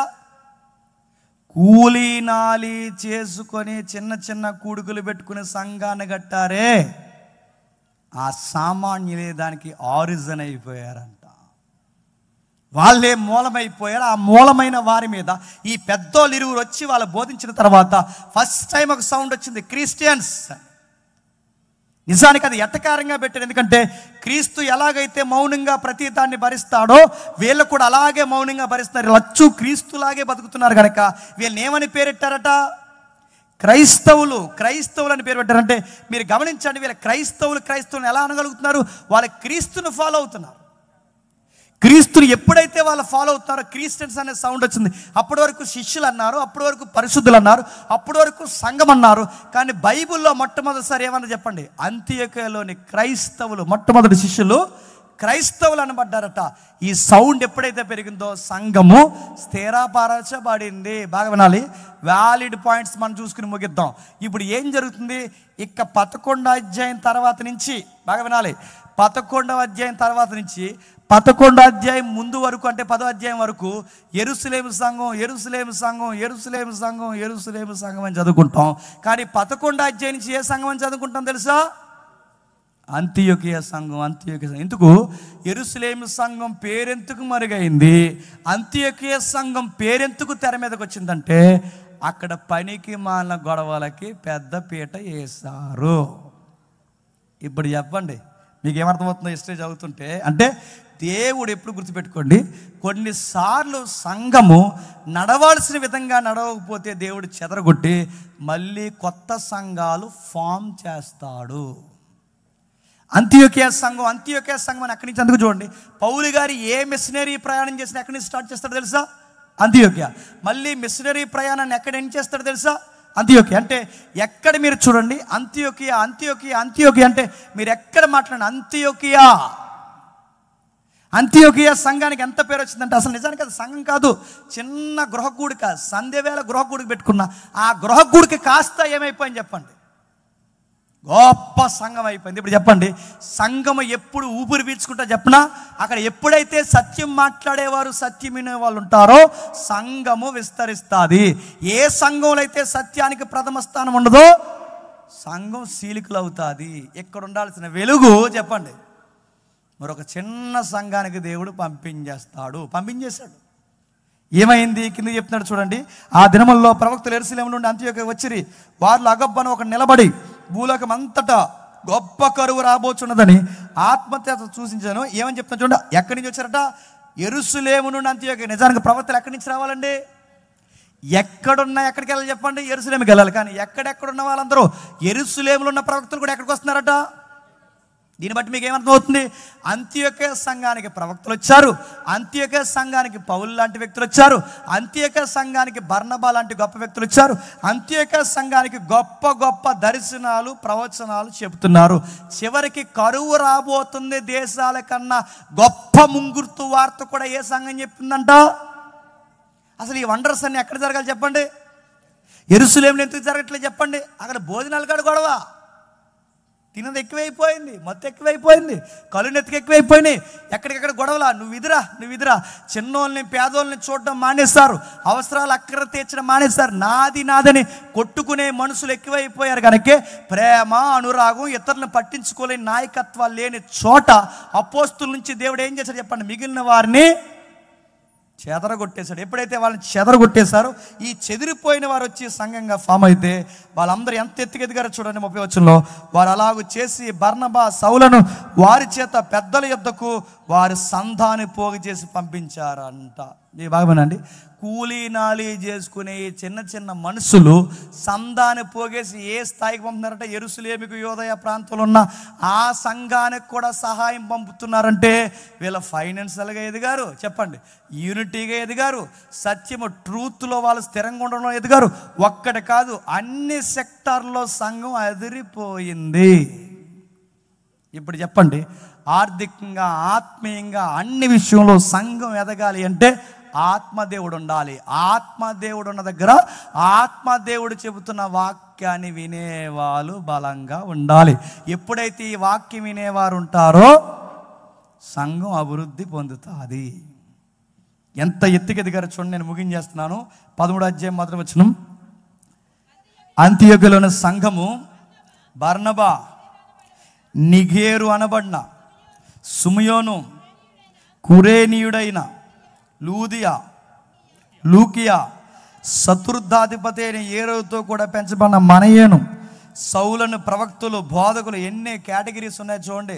ఫినేక్ ఉన్నారు, కొప్రా ఉన్నారు, అంత్యోకి ఉన్నారు, గ్రీకులు ఉన్నారు, రకరకాల మనుషులు ఉన్నారు. ఇక్కడికి వచ్చేసరికి బర్నబా, నిగేరు అనబడిన సీమోను. నిగేరు అంటే నీగ్రోస్, నల్ల జాతీయులు ఉంటారుగా, పళ్ళు తప్ప ఇంకేం కనబడవు, ఆ నీగ్రోస్ ఆఫ్రికా నుంచి కూడా వస్తున్నారంటే ఈ సంఘానికి. ఇంకా కురేనీయుడైన లూకియా, బహుశా డాక్టర్ గారు అనుకుంటా, డాక్టర్లు. ఇంకెవరున్నారు? శత్రుద్ధాధిపతి అంటే 4వ గవర్నర్ ఎవరైతే ఉన్నారో గవర్నర్తో పెంచబడిన, అంటే గవర్నర్ ఫ్యామిలీ మెంబర్స్ కూడా ఎక్కడికి వస్తున్నారట? సంఘానికి. ఇప్పుడు చెప్పండి, గవర్నర్ ఫ్యామిలీ మెంబర్స్ వస్తున్నారు, డాక్టర్స్ వస్తున్నారు, నీగ్రోస్ వస్తున్నారు, గ్రీకులు వస్తున్నారు, కురేనియన్స్ వస్తున్నారు, ఇంకా కుప్రీలు వస్తున్నారు, రకరకాల మనుషులు వస్తున్నారు. ఎంతమంది అక్కడికి వస్తే సంఘం కొట్టుకుందా? యెరూషలేము సంఘంలో 2 రకాలు ఉన్నాయి, యూదులు, గ్రీకులు. 2 రకాలు ఉంటేనే కొట్టుకు చచ్చిపోయారు. ఇక్కడ ఎన్ని రకాలు ఉన్నాయి? కొన్ని 10 రకాల ప్రజలున్నా వాళ్ళు కొట్టుకోలేదంట. కారణం ఏంటి చెప్పనా? దానికి కారణం ఒకే ఒక్కటి. ఎక్కడ గొడవలు జరుగుతున్నాయో ఆ గొడవలు జరిగే కార్యక్రమాన్ని అక్కడ తక్కువ చేశారు. వాళ్ళు ఏం చేశారు? ఒక మంచి పని ఉంది. ఏం చేశారు చూసారా? ఇక్కడ బోధకులను తయారు చేశారట, ప్రవక్తలను తయారు చేశారట. వారి ప్రభువును సేవించుచు. ఇప్పుడు చెప్పండి, యెరూషలేము సంఘంలో మాట్లాడితే భోజనాలు, అంత్యోక సంఘంలో మాట్లాడితే చెప్పండి ఉపవాస గుడుకులు. ఇప్పుడు చెప్పండి, మనం మాట్లాడితే సంఘం బాగుండాలంటే ఏ గుడుకులు పెట్టుకోవాలి చెప్పండి? సరిగ్గా 31st ఏమంటారు చెప్పండి? చెప్పరు మీరు. చెప్పండి, 31st ఏమంటాలి? ఫాస్టింగ్ ప్రేయర్ పెట్టాలి. డిసెంబర్ 25కి నన్ను అడిగితే పెట్టకండి, మీ ఇష్టం, పెట్టలేదు కానీ నేను చెప్తాను, సరిగ్గా ఆ టైంలోనే ఫాస్టింగ్ ప్రేయర్స్ పెడితే పబ్లిక్ వస్తారా? రారు. ఎప్పుడు వేయలేని టెంట్లు వేస్తారు, ఎప్పుడు వేయని కుర్చీలు వేస్తారు. ఎందుకు? ఆ రోజు కక్క ముక్క డొక్క గట్టిగా వేస్తారు. భక్తులు ఏడాది తిరిగి వచ్చాం ప్రభువా, ఇంక ఏడాది తిరిగి వచ్చిన మమ్మల్ని నీ రెక్కల చాటున, బలమైన రెక్కల చాటున మమ్మల్ని కాపాడు, మేము కోడిపిల్ల నీ వెనకాల దాక్కుంటామేమో అన్నారంట. చూసారా? అడుగుతున్నాను, ఇక్కడ సంఘంలో ఈ తీసుకున్న మంచి నిర్ణయం మాట్లాడితే ఫాస్టింగ్ అంటారండి. మాట్లాడితే చూడండి, భోజనాలు ఉంటే గొడవ, ఇక భోజనాలు లేకపోతే గొడవే లేదు. మొత్తానికి భోజనాలు లేవు, మాట్లాడితే ఉపవాస కొడుకులు పెట్టుకున్నారు. అందుకే చూడండి, ఈ సంఘంలో ఇన్ని రకాల మనుషులు ఉన్నా గొడవ రాలేదు. ఎందుకంటే వీళ్ళ సత్యాన్ని వినే ప్రజలు ఎక్కువైపోయారు. ఇప్పుడు చెప్పండి, మన సంఘాలు, మన పితరులు కట్టిన సంఘాలు, ఈ ఫారినర్స్ పెద్దలు కట్టిన సంఘాలు ఇంకా ఆశీర్వాదకరంగా మారిపోవాలి అంటే మన సంఘంలో ఉండే వెలుగు రేఖ ఒక్కటే చెప్పండి, వాక్యము. వీళ్ళు ఎంత ఎత్తుకెదిగారు? ఒక్క మాట చెప్పి నేను ముగిస్తాను. పరిశుద్ధాత్ముడు వాళ్ళ మీదకి వచ్చి అన్నాడట, నేను బర్నబాను, సౌలుని పిలిచిన పని కొరకు వారు నాకు ప్రత్యేకపరచిన వారితో చెప్పాను. అంతటా వారు ఉపవాసం ఉండి ప్రార్థన చేసి వారి మీద చేతులుంచి వారిని పంపించేశారు. మనమైతే పంపిస్తామా? పౌలు గారు లేకపోతే మేము కూడా ఆయన వెనకాల వెళ్ళిపోతాం అంటాం. మనం పౌలు గారి ఫ్యాన్స్. మనం చెప్పండి. బర్నబా గారు లేకపోతే మేము బర్నబా గారు ఫ్యాన్స్, బర్నబా గారు వెళ్ళిపోతాం. ఈ మధ్య చూసారా, ఒక పాస్టర్ గారు చచ్చిపోతే ఇంకా ఆ సంఘం ఉంటుందా? ఇంక మూసేయడం. ఎందుకంటే ఇంకా పాస్టర్ గారి ఫ్యాన్స్ వాళ్ళు. ఈ పాస్టర్ గారు లేకపోతే ఉండరు, ఆ పాస్టర్ గారు లేకపోతే ఉండరు. ఆ సంఘం చూడండి ఎంత ఎత్తుకెదిగిందో. బర్నబా గారు వెళ్ళిపోయినా నో ప్రాబ్లం, పౌలు గారు వెళ్ళిపోయినా నో ప్రాబ్లం, ప్రవక్తలు వెళ్ళిపోయినా నో ప్రాబ్లం. ఎందుకంటే వీళ్ళెవ్వరూ లేనప్పుడే మేము ఏం కట్టాం చెప్పండి? సంఘాన్ని కట్టాం. వీళ్ళెవ్వరు లేనప్పుడే మేము సంఘాన్ని కట్టామంటే మరలా కొత్త బోధకుల్ని మేము తయారు చేస్తాం. ఎంత ఎత్తుకెదిగని చెప్పినా వాళ్ళు ఆర్థికంగా ఎదిగారు, బోధలు ఎదిగారు, ప్రవక్తను తయారు చేయడం ఎదిగారు, బోధకులను తయారు చేయడం ఎదిగారు. కొత్త జాతుల్ని తారతమ్యాలు లేకుండా అందరినీ ప్రేమానురాగంలో కట్టేంత ఎత్తులోకి ఎదిగారు. ఇప్పుడు చెప్పండి, సంఘం బాగుండాలంటే సంఘానికి ఉండాల్సిన ముఖ్యమైన సూత్రం ఏంటి చెప్పినా, గొప్పోడు చిన్నోడు కాదు, ఇక్కడ అందరూ సమానం. జేమ్స్ గారి కుటుంబాన్ని ఒకలా చూసి సామాన్య కుటుంబం ఒకలా చూస్తే చెల్లదు కాక చెల్లదు. అవి సంతలో బాగుంటాయి, సంఘంలో బాగోదు. ఇక్కడ జేమ్స్ గారు అయినా, జేమ్స్ గారి కుటుంబం అయినా, సామాన్యులైనా అంతా ఒక్కటే. నేను వస్తున్నప్పుడు నాకు బాడీ గార్డులు ఉండకూడదు.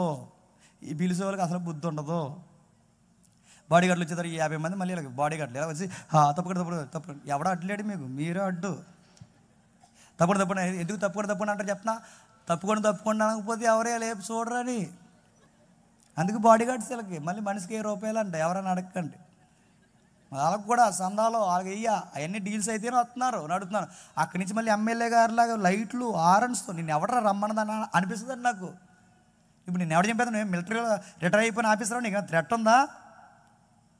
నడుతున్నాను. ఎలా వెళ్ళిన వారు సామాన్యంగా కూర్చుని. అందుకే అండి వాక్యం ఎవరు బాగా చెప్తారు చెప్పినా, నాకు తెలిసిన పరిధిలో నా 18 సంవత్సరాల సేవా జీవితాన్ని బట్టి చెప్తాను, వాక్యం ఎవరు బాగా చెప్తారు చెప్పినా, కింద నుంచి నలిగి విరిగి వేసారిపోయి ఇరుకులలో విశాలత చూసిన వాడే వాక్యం చెప్తాడు. సుఖాలు గెరిగి సుఖభోగులు ఏం చెప్తారు వాక్యం? వాళ్ళకేం తెలుసు వాక్యం? వాళ్ళ తలకాయ వాళ్ళకి తినడం మెక్కడం తప్ప వాళ్ళకేమీ తెలియదు. వాక్యం ఎవరు బాగా చెప్తారు? కింద నుంచి బరకల స్థాయికి వస్తారు చూసారా, వాళ్ళు చెబుతాడు వాక్యం. అందుకే చూడండి, ఈ కింద నుంచి నలిగిపోయిన వారు కనుక వాళ్ళకి ఆ యొక్క లక్షణాలు ఉన్నాయి. వీళ్ళు వెళ్ళిపోయినా కానీ మేము బోధించగలం, నిలబెట్టగలం. యేసు ప్రభు నామాన్ని మేము గట్టిగా స్థిరపరచగలం. ఇప్పుడు చెప్పండి, ఇలాంటి పెద్దలు, ఇలాంటి నాయకులు, ఇలాంటి కృప కలిగిన గొప్ప బాధ్యత కలిగిన వారు ప్రాణభయం ఉన్నా వాళ్ళ వాక్యం చెప్పడం మానేది. అందుకే ఎన్ని జాతులు ఉన్నా కానీ వాళ్ళు ఒక్కటే స్లోగంతో బతికారు. ఇప్పుడు చెప్పండి, మన సంఘాలు కూడా వర్ధిల్లాలి అంటే చిన్నోడినైనా పెద్దోడినైనా ఒకలాగే చూడాలి. ఒక్క ఉదాహరణ చెప్పి ముగిస్తాను, ఒట్టే చెప్తున్నాను. ప్రసంగం అంతట్లో అంటే ఒక పాస్టర్ గారు అన్నారు, ఒక మాట మాత్రం బాగా నచ్చుతుందంట. ఆ మాట ఏంటి చెప్పినా, ముగిస్తున్నాను అన్నారు. నచ్చుతుందనే చెప్తాం, ఏం ముగించాం, గుర్తుపెట్టుకోండి. ముగిస్తాను నిజంగానే, ఒట్టే చెప్తున్నాను. ఒక ఎగ్జాంపుల్ చెప్తానండి. ఒక సంఘ పెద్దలు ఎవరైతే ఉన్నారో చిన్నోళ్ళని పెద్దోళ్ళని ఒకలానే చూడాలనడానికి ఉదాహరణ చెప్తాను. చూడకే గొడవలు వస్తాయి. ఒక ఆయన తీసుకొచ్చారు. ఆ తీసుకొస్తే మనకి ఈవెంట్స్ జరుగుతున్నప్పుడు స్థానిక ఎమ్మెల్యే గారిని అలా తీసుకొస్తారుగా. ఎమ్మెల్యే గారు మంచిగా, ఎమ్మెల్యే గారిని ఏమంటలేదు. ఆ ఎమ్మెల్యే గారిని తీసుకొస్తే ఓ సంఘ పెద్ద, మరి ఈయన సంఘ పెద్ద తెలియదు, పార్టీ పెద్ద తెలియదు, రెండింటిలో తిరుగుతుంటారు కొంతమంది పెద్దలు. ఆయన సంఘ పెద్ద, పార్టీ పెద్ద తెలియదు. ఈ సంఘ పెద్ద వెళ్ళిపోయి ఎమ్మెల్యే గారు అక్కడి నుంచి తీసుకుని వచ్చేస్తున్నాడు. అట్లా తీసుకుంటూ వస్తూ పాస్టర్ గారు చెప్తుంటే, చనిపోయిన ప్రవీణ్ పగడాల గారు ఉన్నారుగా, ఆ వాక్యం చెప్తుంటే ఆయన వాక్యం చెబుతుండగా లైవ్ వెళ్తుంది అనుకుంటా, పేరు చెప్పేసాను అనవసరంగా. మళ్ళీ వాళ్ళంటే బాధపడిన దేవుడు వారిని దీవించును కాక. ఆమెనంట. సరే ఏది ఏమైనా కానీ ఆయన తీసుకొచ్చి ఆయన వాకింగ్ చెప్తుంటే ఎమ్మెల్యే గారు వచ్చారు. లోపల ఎమ్మెల్యే గారు వస్తే ఈ సంఘ పెద్ద, పార్టీ పెద్ద తెలియని ఆయన వచ్చేసి అక్కడి నుంచి ఆపండి ఎమ్మెల్యే గారు వస్తున్నారు, ఆపండి అని ఎమ్మెల్యే గారు వస్తున్నారని చెప్పి ఆ వాక్యాన్ని ఆపించేశారు. పాస్టర్ గారు కూర్చున్నారు. ఆ కూర్చుంటే మైకు ఎమ్మెల్యే గారికి ఇవ్వడానికి చూస్తుంటే ఎమ్మెల్యే గారు మంచి ఆయన కనుక ఎమ్మెల్యే గారు అన్నారంట, ఆయన ఏదో దేవుని ప్రవచనం చెప్తున్నాడు, ఆపకండి, ఆయన వాక్యాన్ని చెప్పనివ్వండి, అయిన తర్వాత నేను ఎక్కుతానని ఎమ్మెల్యే గారు అలా మర్యాదగా కింద కూర్చున్నాను. ఎమ్మెల్యే గారు మంచివాడు, ఆయన దేవుని మాటలు మనం ఆపకూడదు, మధ్యలో జరిగే కార్యక్రమం జరగండి అంటే మళ్ళీ సిగ్గులేని పార్టీయో సంఘ పెద్ద తెలియని సిగ్గులేని పెద్ద చూసారా, కొనసాగించండి అన్నాడంట. అప్పుడు ఆ మైకు పాస్టర్ గారికి ఇస్తే ఆ పాస్టర్ గారు అన్నారు, బాధపడితే ఏమన్నా తెలుసా, ఒక ఎమ్మెల్యేకి, ఒక అన్యుడికి మన దేవుని వాక్యం మీద ఉన్న గౌరవం మన సంఘ పెద్దలకు లేనందుకు బాధపడుతున్నాను అన్నాడు ఆ రోజు ఆ పాస్టర్ గారు. నేనుంటే ఏమందని చెప్పనా, ఒక అన్యుడికి దేవుని వాక్యం మీద ఉన్న గౌరవం మన సన్నాసి గారికి లేనందుకు బాధపడుతున్నారు అందరిని. అయితే సీరియస్గా చెప్తున్నాను, వాక్యానికి ప్రథమ స్థానం ఇవ్వండి. చిన్నోళ్ళలాగా చెప్పండి, పెద్దోళ్ళలాగా చూడకూడదు. ఇక్కడ ఎమ్మెల్యే గారైనా ఒకటే, ఎంపీ గారైనా ఒకటే, గవర్నర్ మెంబర్స్ ఇక్కడ ఉన్నారుగా, గవర్నర్ ఫ్యామిలీ మెంబర్స్ అయినా ఒకటే, గ్రీకులైనా ఒకటే, నీగ్రోస్ అయినా ఒకటే, డాక్టర్లు అయినా ఒకటే, యాక్టర్లు అయినా ఎవరైనా ఈ సంఘంలో అందరూ సమానము. పేదోడైనా గొప్పోడైనా, నలిగిన సొక్కా వేసుకున్నవాడైనా, ఇస్త్రీ సొక్కా వేసుకున్నవాడైనా, ఉంగరాలు పెట్టుకున్నాడు ఉంగరాలు లేనోడైనా, ఎవడైనా కఠినమైన పేదోడైనా గొప్పోడైనా ఇక్కడ అందరూ సమానం. ఇక్కడ అందరి బాధల్ని అందరూ భరిస్తారు. నీకు బాధ వస్తే నాకు బాధే, నువ్వు ఏడిస్తే నేను ఏడుస్తాను, నీ బాధని నా బాధగా తీసుకుంటాను, నీ కుటుంబ సమస్యను నేను మీద వేసుకుని తిరుగుతాను. ఎందుకంటే ఇది సంఘము, ఒకరిని ఒకరు ఆదరించుకోవడానికే సంఘంగా పిలువబడ్డాం. ఇలాంటి ప్రేమలు ఎప్పుడైతే సంఘంలో ఉంటాయో ఆ సంఘం వర్ధిల్లుతుంది. సంఘానికి లక్షణం ఎక్కడో తెలుసా? ఈ సంఘానికి శిరస్సు అయిన క్రీస్తువి ఆ లక్షణాలు. మీరు క్రీస్తు యొక్క పరిచర్ని మీరు గమనించండి. ప్రభు అయిన యేసుక్రీస్తు వారి ఆ ఇంట్లో ఏదో జరిగితే ఈయనకెందుకండి, వాళ్ళ ఇంటికి పోయి ఏడుస్తాడు ఈయన. ఎవరు? యేసుక్రీస్తు. అదే పరిచర్య అంటే. ఆ ఇంట్లో కుర్రోడు సరిపోతే ఆ తల్లిని దగ్గర పెట్టుకుని ఏడుస్తాడేంటి ఈయన? అదే పరిచర్య అంటే. ఆ గుడ్డోలు ఎవరో దావీదు కుమారుడా మమ్మల్ని కరుణించవయ్య అంటే ఆ కుష్ఠోల చేతులు పట్టుకుని ఏడుస్తాడంటే అదే పరిచర్య అంటే. మనం ఉంటే ఏమన్నా తెలుసా? మీకు ఎందుకు ప్రభు అన్నింటిలోకి దూరతారంటాం మనం. ఇప్పుడు నాకు అదే గొడవ, మీరు ఎందుకు అన్నింటిలోకి దూరతారంటే నేను అడుగుతాను. అన్నింటిలో దూరాలి, ఎందుకంటే సంఘం ఇది. అన్నింటిలో దూరాలి, అన్ని మీద వేసుకోవాలి. అందుకే ప్రభు అయిన యేసుక్రీస్తు వారు చూడండి, కుంటివారి దగ్గరికి పోయారు, గుడ్డివారి దగ్గర, ఏడ్చేవాళ్ళ దగ్గర పోయారు, హక్కులు లేని అనాథుల దగ్గరికి పోయాడు. అందరేమో నా బాధలు అనుకున్నాడు. ఆ బాధలు, ఇతరుల బాధలు కూడా మీద వేసుకునే లక్షణాలే ప్రభు అయిన యేసుక్రీస్తు వారి లక్షణం. ఆ లక్షణాలు ఎవరికి ఉండాలి తెలుసా? సంఘానికి ఉండాలి. మా వాడిని ఒకలా చూస్తారు, బయట ఒకలా చూస్తారంటే ఇది బయట బాగుంటుంది, సంఘంలో బాగోదు గనక బాగోదు. అందుకే సంఘము వర్ధిల్లాలంటే సూత్రం ఒకటే, అందరూ చెప్పండి సమానము, అందరం ఒక్కటే.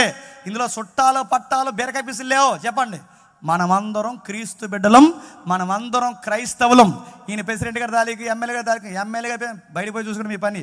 ఇక్కడ మాత్రం ఒక్కటే. అంటే ఎమ్మెల్యే గారి తారీఖు మీరు పాట ఎవరంటే ఎవరో భక్తుని వాళ్ళకి ఎత్తారు. ఇక్కడ నన్ను అడిగితే అలాగే చెప్తాను. నన్ను అడిగితే ఎవరైతే ఇక్కడ రికమెండేషన్ కుదరో, ఇక్కడ అన్నీ కుదరో, అదేంటంటే మేము ఇచ్చాం మరి ఆ రూపాయలు చదవరంటే చదవరా, టైం అంటే చదువుతారు లేదా మానేస్తారు. నన్ను చదవ నడుతున్నాను. గ్రీటింగ్స్లో ఒక ఆయన గ్రీటింగ్ చెప్పమని ఇచ్చారు, గ్రీటింగ్ మానేసాడు, ప్రసంగం చెప్పాడు. ఆయన గ్రీటింగ్ ప్రసంగం అర్థం అవుతుంది. ఏమనలేము ఆయన్ని. ఆ సీఏ ఆయన అక్కడ ఉన్నాళ్ళండి చేస్తున్నాడు, పేరు అడగండి, మీకు అయ్యేది దురసేతలు ఎక్కువ. నడుతాను ఇలాంటివన్నీ సంఘంలో కుదరవు. నడుతాను ప్రసంగం ఆపేస్తారా రోజు. ఆ ప్రసంగం ఇక్కడ ఎవరు అనుకున్నారు? నేనే.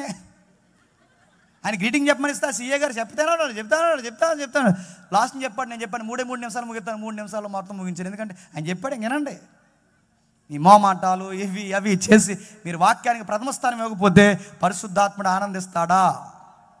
అందుకే సంఘమా, వాక్యానికి ప్రథమ స్థానం ఇవ్వండి, ప్రేమకు ప్రథమ స్థానం ఇవ్వండి, పేదోడిని గొప్పోడిని ఒకలాగే చూడండి, అందరినీ ఆదరించండి, యేసుప్రభు లక్షణాలు కలిగి ఉండండి. మనోళ్ళనే కాదు బయటోళ్ళని కూడా మనోళ్ళలాగే చూడండి. నీ ఇంట్లో ప్రాబ్లం వస్తే నువ్వు ఎంత బాధపడుతున్నావో సంఘంలో ఎవరికి ప్రాబ్లం వచ్చినా అంత బాధపడు. నీ సంఘాన్ని ఆశీర్వదించి యేసు నామములో దేవుడు ఆశీర్వాదకరంగా మార్చునుగాక. Amen, amen, amen. ప్రార్థన చేసుకుందాం. ప్రేమగల తండ్రి, కృపగల దేవ, అందరికీ సంగతులు అర్థమయ్యే నాకు తెలియదు తండ్రి. విలువైన సంగతులు వినిపించారు. సంఘ చరిత్ర చూస్తున్నప్పుడల్లా మాకు ఆశ్చర్యం తండ్రి. మీ దయ, మీ కృప తండ్రి ఎల్లవేళ మాకు అనుగ్రహిస్తున్నందుకు స్తుతులు దేవా. సంఘంలో తండ్రి ప్రేమ ఉండాలి, అనురాగం ఉండాలి, ఇతరులని ఆదరించాలి. ఎప్పుడైతే తండ్రి ఈ గొడవలు లేకుండా ప్రేమలో, వాక్యంలో సంఘం ఎదుగుతుందో ఆ సంఘం తండ్రి ఆశీర్వాదకరంగా మారుతుంది తండ్రి. అలాంటి ధన్యత ప్రతి సంఘానికి ఇవ్వండి, నాయకులకు ఇవ్వండి, పెద్దలకు ఇవ్వండి, నడిపిస్తున్న కుటుంబాలకు ఇవ్వండి తండ్రి. విశాలమైన దృక్కోణంతో చూడగలిగే మనసులు అనుగ్రహించండి తండ్రి. ఎవరైతే దిగువ స్థాయిలో చూసే మనసులు ఉన్నారో వాళ్ళందరినీ తీసివేయండి తండ్రి. పురుగుల్లాంటి మనసులు కలిగి పొలలో పెట్టే మనసులను తండ్రి మీరు అదుపు చేయండి.